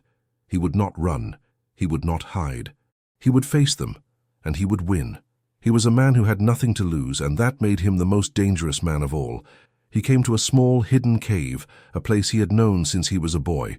It was a perfect sanctuary, a place where he could rest, a place where he could be safe. He lit a small fire, the warmth a welcome comfort in the cold mountain air. He ate his meager supplies, his body a collection of aches and bruises. He was exhausted, but he was not defeated. As he sat by the fire, his mind drifted back to Harmony Creek, to Adeline's small brave face, to May's kind smile, to Ezra's silent strength. He had a reason to live, a reason to fight, a reason to endure. He was no longer just a lonely man. He was a protector, a guardian, a man with a purpose. He knew they would come. The two brothers, the two remaining men who had killed Adeline's family, would not rest until they had found him. They were men of violence, men of cruelty, men who had no conscience. They would come for him, and they would not stop until they had their revenge. He had to be ready. He had to prepare. He had to use the mountain to his advantage. He had to make it a battlefield, a place where he, a man of the land, would have the upper hand. He would not run. He would not hide. He would face them, and he would win. He was a man who had nothing to lose, and that made him the most dangerous man of all. The wind howled through the canyon, a mournful sound that seemed to echo the grim resolution in Caleb's heart. He was a statue, a man carved from the very rock of the mountains, his rifle a cold, heavy extension of his arm. He had been waiting for 2 days, a long, torturous vigil, his senses on high alert. He had slept in snatches, his dreams filled with the faces of the dead and the terrified eyes of a child. He heard them before he saw them. The sound of hooves on rock, a slow, deliberate cadence that spoke of a hunt that was nearing its end. They were here, the two brothers, the last of the men who had destroyed Adeline's life. He didn't know their names, but he knew their faces, a pair of cruel, brutal masks etched into his memory. He watched as they rode into the canyon, their bodies hunched, their eyes scanning the landscape, their guns at the ready. They were professionals, men who had done this before, men who knew how to hunt. They were a perfect mirror of the darkness he had been fighting. He waited. He was a man of the land, and he knew how to be patient. He let them ride deeper into the canyon, into the trap he had set. He saw the trap, the snare of rope and branches, and he knew they would be too focused on finding him to see it. He was right. The first brother, a tall, gaunt man with a scar on his cheek, rode straight into the trap. The rope caught his horse's legs, and the animal stumbled, a loud, panicked whinny filling the air. The man went flying, a tangle of limbs and leather, his gun skittering across the ground. Caleb moved. He was a phantom, a whisper, a shadow. He was a man who had been pushed to his limits, and he was not afraid. He was a force of nature, a man who had chosen to become a killer for the sake of a child. He was on the second brother before he could even react, his hunting knife a cold, deadly glint in his hand. The brother, a big, burly man with a face like a bulldog, went for his gun, but it was too late. Caleb's knife was a blur of motion, a silent, deadly promise. The man fell, a look of shocked disbelief on his face, a pool of blood spreading across the dust. Caleb turned to the first brother, who was struggling to get to his feet, his face a mask of pain and hatred. He was a man defeated, a predator who had become prey. He looked at Caleb, his eyes filled with a cold, malevolent fury. "You're a dead man," he snarled, his voice a low, guttural growl. "My brother, he'll find you. He'll kill you." Caleb's gaze was steady, emotionless. "I'm the only brother you have," he said, and with the blunt end of his rifle, he knocked the man unconscious. He stood there, a lone figure in the silent, tense canyon, his body a collection of aches and bruises, his soul a testament to the darkness he had faced. He had won. He had defeated them. He had done what he had to do. He had protected Adeline. He was a man who had chosen to become a killer, and he had no regrets. He tied the unconscious brother to his horse, a brutal final act of justice. He led him out of the canyon, a prisoner of his own making, a living testament to the vengeance of a man who had lost everything and had nothing left to lose. He was a protector, a guardian, a man with a purpose, and he would not fail. He would not give up. He would find a way to end this, once and for all, even if he had to do it alone. The West was a cruel, unforgiving place, but he was a man who had faced the darkness, and he was not afraid. The return to Harmony Creek was a slow, painful journey. Caleb rode with the last of the brothers, a man named Gus, tied and bound on a horse. He was a defeated, broken man, his face a mask of pain and rage. He cursed at Caleb, his words a venomous spray of hatred, but Caleb ignored him. He was no longer a man of anger, but a man of purpose. He was a protector, a guardian, and he had a job to do. He rode into Harmony Creek at midday, the town a silent, watchful presence. The townspeople, who had been so suspicious and fearful before, were now a crowd of silent, expectant faces. They saw the man he had brought back, the man who was a symbol of all their fears and all their hopes. They saw the man who had faced the darkness and had returned victorious. He rode to the sheriff's office, the door a silent, unwelcoming presence. He dismounted, a tired, weary man, and untied Gus, the man's body a dead weight. He dragged him to the sheriff's office, the man's curses a low, furious growl. He pushed the door open, the sound a loud, jarring note in the silent town. Deputy Bob, the sheriff, was sitting at his desk, his feet up, his hat pulled low over his eyes. He looked up, his eyes a lazy, indifferent blue. "Caleb," he said, his voice a low, bored drawl. "I told you to leave." Caleb just stared at him, his face a mask of grim determination. He pushed Gus forward, the man stumbling to the ground, a pile of dust and hatred. "He's one of them," Caleb said, his voice flat and emotionless. "He's one of the men who killed a family and left a child for dead. He's yours now." The sheriff looked at Gus, a flicker of fear in his eyes. He had been so quick to dismiss Caleb's story before, so ready to turn his back on a problem. But now, here was the proof, a living, breathing testament to the darkness he had so readily ignored. Gus, still full of rage and venom, looked at the sheriff. "He's lying," he snarled. "He's the one who killed them. He's the one who left me for dead."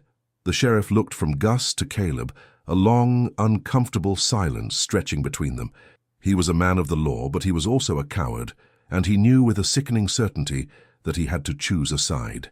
He had to choose between the man who had brought him a criminal and the criminal himself. Caleb's gaze was steady, unyielding. "I've done my part," he said, his voice a low, firm whisper. "The rest is up to you." He turned and walked out of the sheriff's office, leaving Gus to his fate. He didn't look back. He had done what he had to do. He had brought a murderer to justice. He had protected Adeline. He had honored his promise. He walked to the general store, the bell on the door a sharp, familiar sound. He found Adeline in the back, her face a pale, frightened thing. She had heard the whispers. She had heard the commotion. She had heard the truth. "Caleb," she said, her voice a small, terrified whisper. "What happened?" He knelt down and looked her in the eye. "It's over," he said, and for the first time in his life, the words felt true. "The men who hurt you, they're gone. They'll never hurt anyone again." He didn't tell her about the fight in the canyon, the brutal, violent end to a long, bloody chase. He didn't tell her about the life he had taken. He just told her what she needed to hear. The truth was a dangerous thing, a crushing, suffocating thing, and she was a child who had already endured too much. Adeline just looked at him, her eyes filled with a new kind of trust, a trust born of a shared experience. She had seen him fight, she had seen him protect her, and she had seen him come back to her. He was her hero, her protector, the one person in the world who would not abandon her. The weight of his actions was a heavy burden, a crushing, suffocating thing. But he felt no remorse, no regret, only a grim satisfaction. He had done what he had to do. He had protected Adeline. He had honored his promise. He was a man of the West, a man forged in the crucible of violence, and he was not afraid. The town of Harmony Creek was a changed place. The fear and suspicion that had once defined it had been replaced by a quiet, grudging respect. Caleb was no longer just a lonely rancher. He was a hero, a man who had brought justice to a lawless land. The townspeople, who had so readily turned their backs on him before, now greeted him with a nod and a quiet word of thanks. But the hero worship was a cold, alien thing to Caleb. He was no hero. He was just a man who had done what he had to do. The memory of the fight in the canyon, of the blood on his hands, was a constant, haunting presence. He was a man who had taken a life, and he would never be able to forget that. He went back to his life at Ezra's forge, the rhythmic clang of the hammer, a soothing balm to his frayed nerves. He was a master of his craft. His hands, once so calloused and rough from ranch work, now shaping metal with a quiet, practiced ease. He was a man of peace, but he had been forced into war, and he had come out a changed man. Adeline, meanwhile, was a blossom in the sun. She had found a new life at May's General Store, a new home, a new family. She was no longer a terrified, haunted child. She was a bright, curious girl, her face a canvas of smiles and laughter. She had a new home, a new life, and a new future. Caleb watched her from a distance, a silent, watchful presence. He was a part of her life, but he was also a man who had chosen to be apart from it. He had done his job. He had protected her. He had given her a chance at a new life. And now he had to let her go. He knew he couldn't stay in Harmony Creek forever. The town was a temporary sanctuary, a fragile shield against the darkness. He had to go back to his ranch. It was his home, his sanctuary, the only place he had ever felt a sense of belonging. But he couldn't go back alone. He had to find a new way to live, a new way to be. He went to see Ezra, a man he had come to respect and trust more than anyone. He found him in his forge, the heat and the smoke a familiar comfort. "Ezra," he said, his voice a low, firm whisper, "I'm going back to the ranch." Ezra, a look of grim resignation on his face, just nodded. "I figured you would. It's your home." "But I'm not going back alone," Caleb said. He took a deep breath, the words a difficult, painful confession. "I want you to come with me. I want you to be a part of my life. I want to build a new life for myself, a new home, a new family." A family with Adeline. Ezra's eyes widened in surprise. He had known Caleb for a long time, and he had never seen him so open, so vulnerable. He was a man who had lived a life of solitude, a man who had walled himself off from the world. And now he was asking for a new life, a new beginning. "Caleb," he said, his voice low and firm, "you've been through a lot. You've done a lot. You deserve to have a life, a family. But are you sure you're ready for it?" "I don't know," Caleb said, his voice filled with a weary honesty. "But I'm ready to try. I'm ready to fight for it. I've been fighting for her for so long. I want to keep fighting for her. I want to be her family." Ezra, a man of few words, just nodded. He knew what Caleb was saying. He was saying he wanted a new life, a new beginning, a new chance at happiness. He was saying he was ready to face the world and all its dangers, with a new purpose, a new reason to live. The decision was made. Caleb was going back to his ranch, and he was going to take Adeline with him. He was going to build a new life, a new home, a new family. He was a man who had lost everything, and he was a man who was ready to find it all again. The West was a cruel, unforgiving place, but he was a man who had faced the darkness, and he was not afraid. The ride back to the Hayes Ranch was a quiet, contemplative one. Caleb and Adeline rode in a comfortable silence, the vast empty landscape a silent, watchful presence. The silence was no longer a thing of loneliness, but a thing of shared experience, a quiet communion between two souls who had been through the fire and had come out on the other side. Adeline, no longer a terrified, haunted child, was a bright, curious girl, her face a canvas of smiles and laughter. She pointed out things she had never seen before, a herd of wild mustangs, a hawk circling in the sky, a family of rabbits scurrying into a bush. She was a child of the West now, and she was home. They arrived at the ranch at midday, the house a familiar, welcome sight. It was a dusty, silent place, a tomb of his memories, but now it was a place of hope, a place of a new beginning. He dismounted, a tired, weary man, and helped Adeline down, her small hands a familiar comfort in his. "Welcome home," he said, his voice a low, gentle whisper. She looked at him, her eyes filled with a new kind of trust, a trust born of a shared experience. She had seen him fight, she had seen him protect her, and she had seen him come back to her. He was her hero, her protector, the one person in the world who would not abandon her. The ranch was a mess, a dusty, neglected place that had been left to the elements for too long. But Caleb didn't care.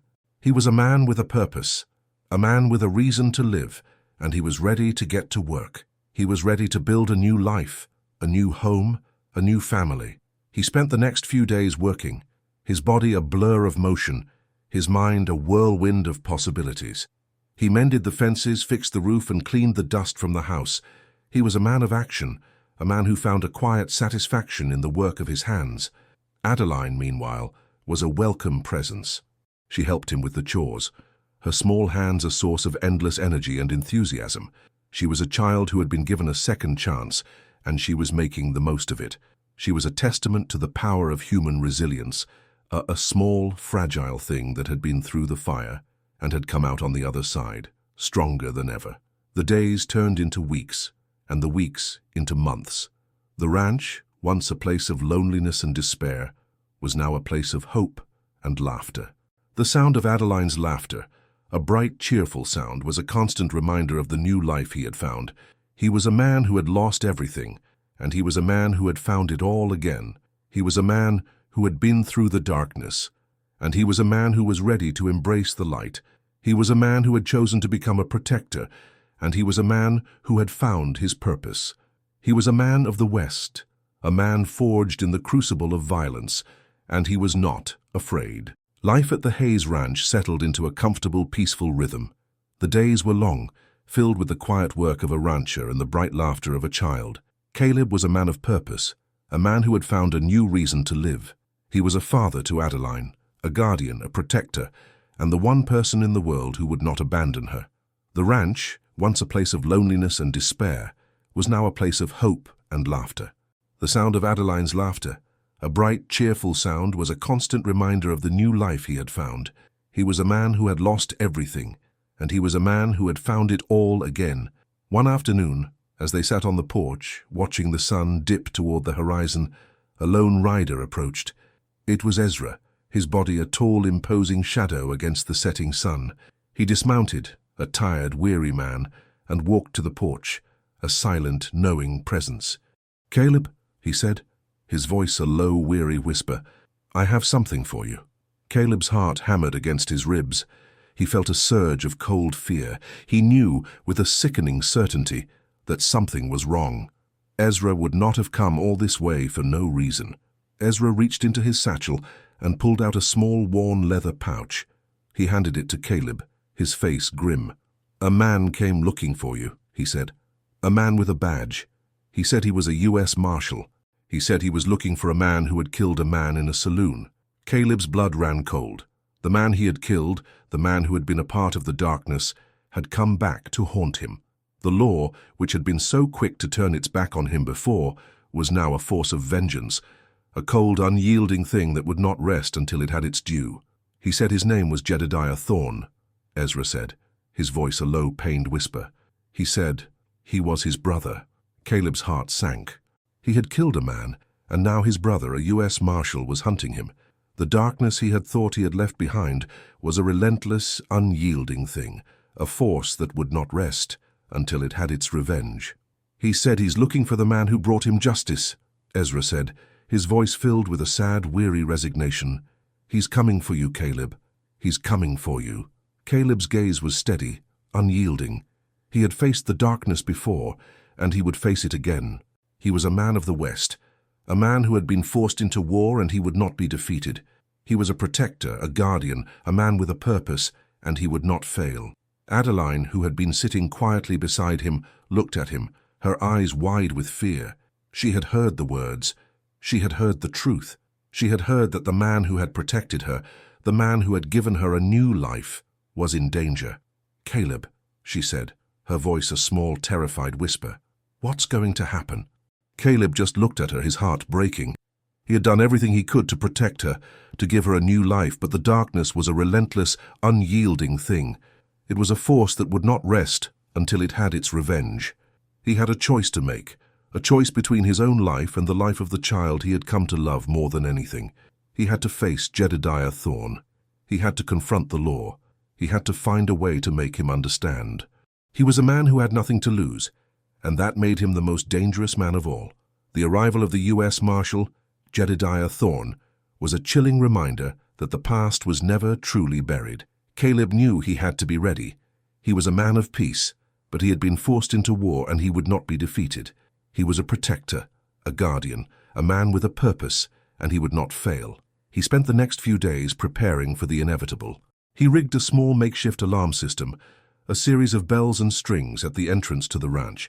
He sharpened his hunting knife, a small but deadly weapon he had kept for years. He checked his rifle, cleaning it meticulously, a ritual of preparation for the battle to come. He was a ghost on his own land, a shadow that moved across the vast, empty landscape. He was a master of his domain, and he used every ounce of his knowledge to prepare for the inevitable showdown. He knew Jedediah Thorne would be relentless. He was a man of the law, a man of vengeance, a man who would not rest until he had his due.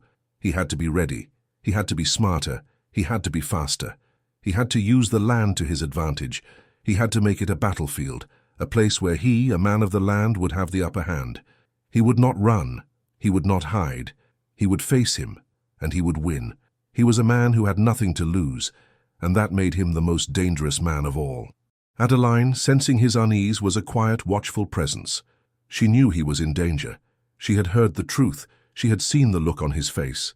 She was a child who had been through the fire, and she was not afraid. She was a testament to the power of human resilience, a small, fragile thing that had been through the fire and had come out on the other side, stronger than ever. The days turned into a long, torturous wait. The silence of the ranch, once a comforting presence, was now a tense, expectant hush. Every sound, the rustle of the wind, the distant howl of a coyote, the creak of the old house, was a potential threat. He was a man alone, but his solitude was different now. It was no longer a state of being, but a conscious choice. He had a reason to live, a reason to fight, a reason to endure. He was no longer just a lonely man. He was a protector, a guardian, a man with a purpose. He heard the sound of an approaching horse, the slow, deliberate cadence that spoke of a hunt that was nearing its end. He looked out the window, his heart hammering against his ribs. He saw him, Jedediah Thorne, a tall, imposing figure, his face a grim mask of vengeance.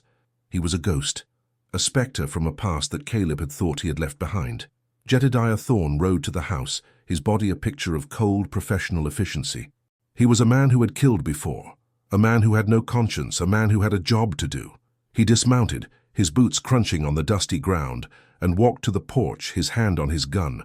He was a ghost of vengeance, a force of nature, a man who would not rest until he had his due. He was a mirror of the darkness that Caleb had been fighting.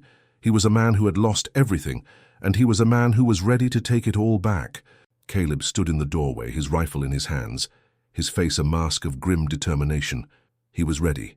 He was ready to face the darkness, to face the past, to face the ghost of vengeance.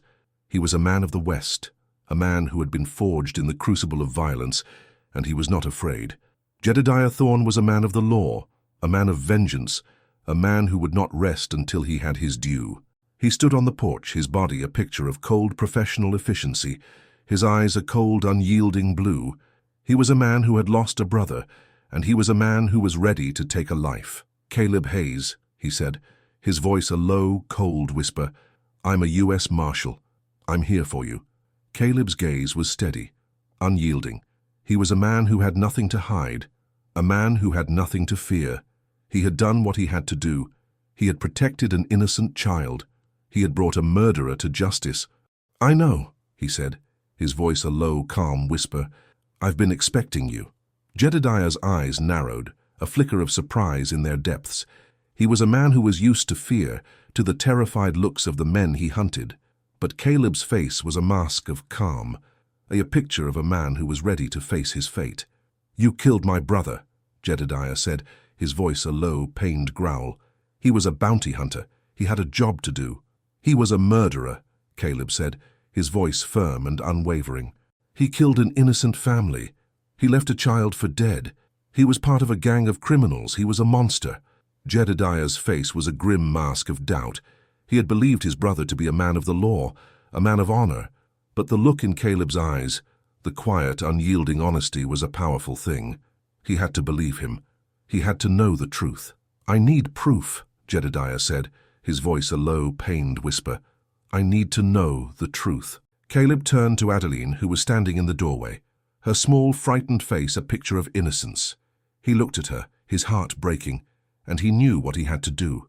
He had to tell her the truth. He had to let her speak for him.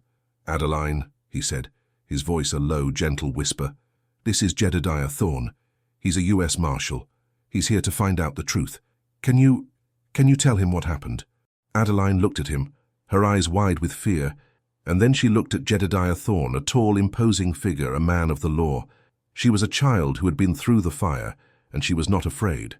She was a testament to the power of human resilience, a small, fragile thing that had been through the fire and had come out on the other side stronger than ever. She took a deep breath, her small body trembling, and began to speak.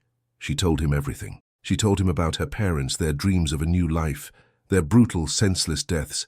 She told him about the men, the murderers, the monsters who had left her for dead.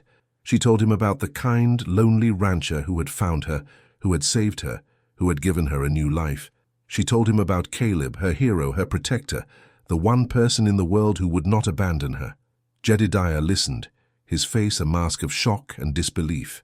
He had believed his brother to be a man of honor, a man of the law, but the words of the child, the quiet, heartbreaking truth, was a powerful, undeniable thing.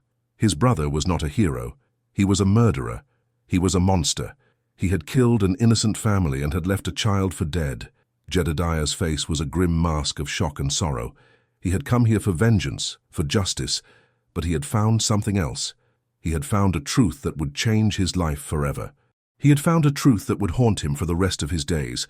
He had found a truth that would make him question everything he had ever believed. The silence that followed Adeline's story was a long, painful thing.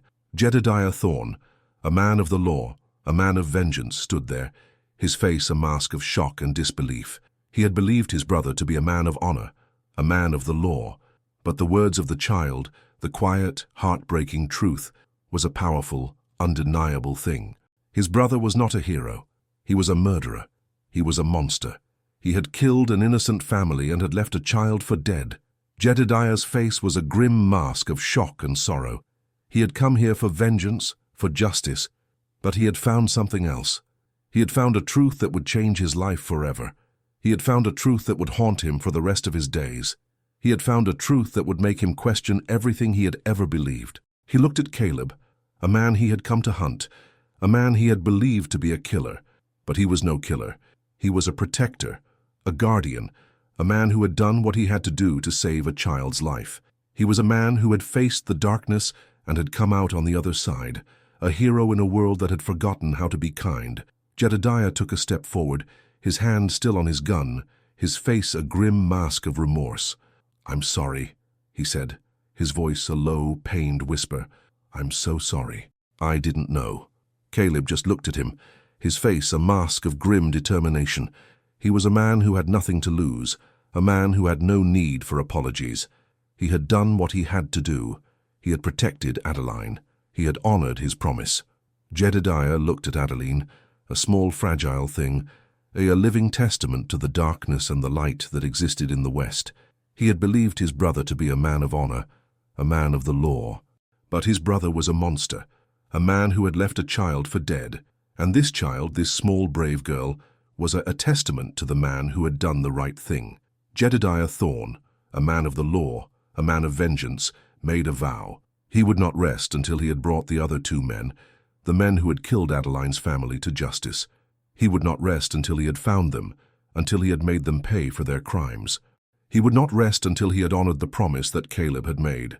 He looked at Caleb, a man he had come to hunt, a man he had come to kill, and he saw a hero. He saw a man who had done the right thing, Even when the world had turned its back on him, he saw a man who had chosen to be a protector, a man who had chosen to be a father, a man who had chosen to be a family. "I'll find them," Jedediah said, his voice a low, firm whisper. "I'll find them, and I'll bring them to justice." "I promise you that, Caleb, I promise you that, Adeline." He was a man who had come for vengeance, but he had found a new purpose. He was a man who had lost a brother, but he had found a family. He was a man of the West, a man of the law, and he would not fail. He would not give up. He would find a way to honor the promise he had made.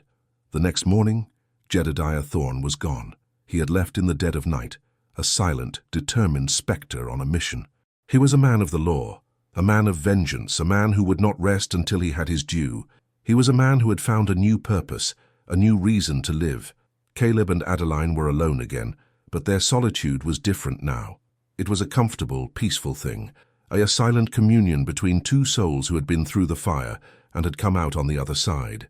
They were a family forged in the crucible of violence and shaped by the unforgiving hand of fate. The ranch, once a place of loneliness and despair, was now a place of hope and laughter. The sound of Adeline's laughter, a bright, cheerful sound, was a constant reminder of the new life he had found. He was a man who had lost everything, and he was a man who had found it all again. The weeks turned into months and the months into a year. The memory of the darkness, of the violence, of the men who had tried to destroy them, was a faint, distant echo. They were a family with a future, a family with a new life. One day a letter arrived.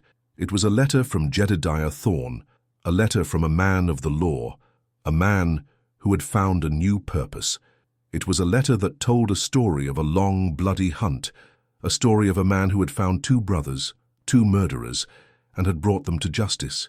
It was a letter that told a story of a promise kept, a promise that had been made in the middle of a vast, unforgiving landscape. Caleb read the letter, his hands trembling. He had done it. He had avenged Adeline's family. He had brought a murderer to justice. He had found a new kind of justice, a justice that was born not of vengeance, but of a quiet, unyielding will to do the right thing. He looked at Adeline, her face a picture of innocence, a bright, shining light in a world that had once been so dark. She was a testament to the power of human resilience, a small, fragile thing that had been through the fire and had come out on the other side, stronger than ever. He was a man who had nothing to lose, and he was a man who had found it all again. He was a man who had been through the darkness, and he was a man who was ready to embrace the light. He was a man who had chosen to become a protector, and he was a man who had found his purpose. He was a man of the West, a man forged in the crucible of violence, and he was not afraid. The years that followed were a quiet, peaceful blur. Caleb and Adeline built a life together, a life of simple joys and quiet contentment. The ranch, once a dusty, silent place, was now a bustling, vibrant home, a testament to the power of a man's love for a child. Adeline grew into a beautiful young woman, her eyes still holding the depth of a world-weary soul, but her face a canvas of bright smiles and quiet laughter. She was a teacher to the local children, a woman of wisdom and kindness, a testament to the man who had saved her. Caleb, a man who had once been a hermit, was now a pillar of the community, a man of quiet strength and unwavering kindness. He was a father, a guardian, a protector, and the one person in the world who would not abandon her. He was a man who had lost everything, and he was a man who had found it all again. One day, as they sat on the porch, watching the sun dip toward the horizon, Adeline turned to him, her face a picture of quiet contentment. "Caleb," she said, her voice a low, gentle whisper, "thank you for everything."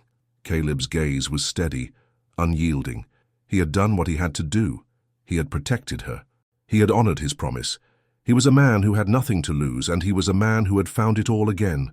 "It was my honor," he said, his voice a low, firm whisper. "It was my honor." He was a man who had been through the darkness, and he was a man who was ready to embrace the light. He was a man who had chosen to become a protector, and he was a man who had found his purpose. He was a man of the West, a man forged in the crucible of violence, and he was not afraid.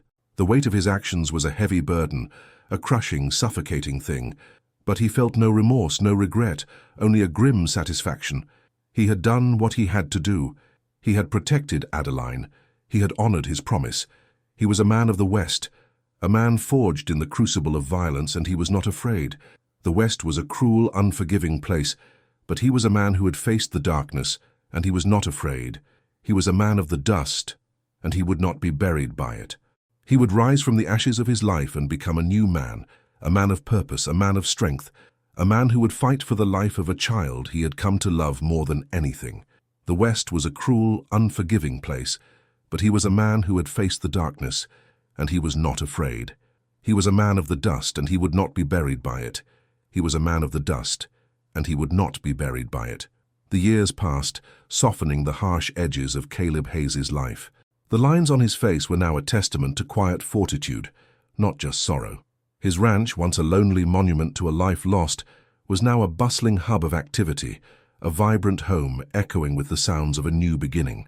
The dust that had once choked him now settled in a familiar golden haze, a comforting reminder of a life reclaimed. Adeline, no longer a frightened child, had blossomed into a kind and radiant woman. Her laughter, once a foreign sound on the wind, now filled the air with a melody of hope. Adeline's purpose was as clear as the high desert sky. She became a teacher, her small schoolhouse a beacon of light in their small community. She instilled in her students not only academic knowledge, but also a sense of wonder for the land and the resilience of the human spirit. She was a living testament to the man who had shown her that even in the darkest of places, kindness and purpose could flourish. Caleb observed her from a distance, a silent guardian. He had become a pillar of the community, his quiet wisdom sought by neighbors who saw in him a man who had transformed profound pain into meaningful purpose. He was a living legend of the West, a hero whose acts of valor were not born of glory, but of a quiet, unyielding will to protect the innocent. Their lives were not without challenge. The untamed West tested them with droughts and blizzards, but they faced every trial together. Adeline's unwavering optimism and Caleb's steadfast resolve formed an unbreakable bond. They were a family forged in adversity, a silent and formidable force against the world's harshness. One evening, as they sat on the porch watching the sun set, Adeline turned to him. "Caleb," she said, her voice soft and knowing, "do you ever think of them?" She referred to the ghosts of her past, the men who had stolen her family and her childhood. "Their time is over," he replied, his gaze fixed on the horizon. "Their story is done. Our story is still being written." Just then, a lone rider appeared, shrouded in a cloud of dust. It was Jedediah Thorne, the U.S. Marshal, a man who had come seeking vengeance, but had found a different kind of justice. He dismounted, a weary but resolved figure against the setting sun, and approached the porch. "Caleb," he said, his voice a low, respectful whisper, "I have something for you." He handed Caleb a small, weathered leather pouch. "The last of the bounty money for the men who harmed your family. You earned it." Caleb's hands trembled as he accepted the pouch, a small, tangible symbol of a life lost and a life found. He looked from the marshal to Adeline, then back to the land they had cultivated. His journey had been long, but it had led him home. The bounty wasn't a reward for a job done. It was a final, peaceful closure. The past had finally released its hold. With the bounty money in hand, and the last of the murderers brought to justice by Marshal Thorne, Caleb and Adeline were finally free. But the past, though a distant echo, still held a final piece of the puzzle. Adeline, with her quiet strength, felt a profound need for one last act of closure. She had told her story to the marshal, but she had never shared the most painful details with Caleb, the man who had saved her. One evening, as they watched the stars paint the sky, she turned to him. "Caleb," she said, her voice barely a whisper, "I have something to show you." She returned with a small worn wooden bird, an object she had worn around her neck since he found her. It was a tangible link to the family she had lost. "My father made it for me," she explained, her voice thick with emotion. "He was a skilled craftsman. He told me it would keep me safe." The story of the bird was a simple one, but it carried the weight of a father's love and a family's lost dreams. Adeline then made her final request. "I have to bury it," she said, her voice a plea more than a statement. "I must bury it at the place where you found me. It's the only way to truly say goodbye." Caleb's heart ached. The site was a painful memory he had tried so hard to bury, but he knew this was a journey she had to take, and he would be by her side. He had promised to protect her, and that meant protecting her heart as well as her life. The next morning they rode to the desolate field where their lives had first intersected. The landscape was unchanged, a silent expanse of dust and sky, but the atmosphere was different. The somber silence of memory had been replaced with a quiet, peaceful air. Adeline dismounted, her hands trembling as she held the wooden bird. She knelt, a small figure against the vast horizon, and began to dig a shallow hole. As she placed the bird in its final resting place, she spoke, her voice a low, pained prayer. She spoke of her parents, their hopes for a new life, and their brutal end. She spoke of the man who had rescued her, who had given her a new family and a new reason to live. She spoke of Caleb, her hero, her protector, the one person who had never given up on her. With a final, tearful farewell, she covered the hole. She stood, a new kind of peace etched on her face. A peace not born of a life without pain, but from a life that had faced its pain and found strength in the ashes. Caleb watched her, filled with an overwhelming sense of pride. The journey had been long, but they had found their way. The ride home was a quiet and reflective one. Their silence was now a comfortable communion between two souls who had been through the fire and emerged stronger. They returned to the ranch, a place that was now more than a house. It was a true home filled with love and laughter. As the years unfolded, their shared story became a legend in the West. Adeline, having found her purpose, grew into a wise and kind woman. She became a pillar of the community, her lessons extending far beyond the schoolhouse walls. She was a living testament to the power of resilience and the transformative nature of compassion. Caleb, once a reclusive hermit, was now a revered figure, a man of quiet strength and unwavering character. He was a father, a guardian, and a friend to all who sought his counsel. He had lost everything, but in the end, he had found something far more valuable: a family, a purpose, and a profound sense of peace. One day, years later, as they sat on the porch watching the sun dip below the horizon, Adeline turned to him. "Caleb," she said, her voice filled with a lifetime of gratitude. "Thank you for everything." He smiled, his eyes crinkling at the corners.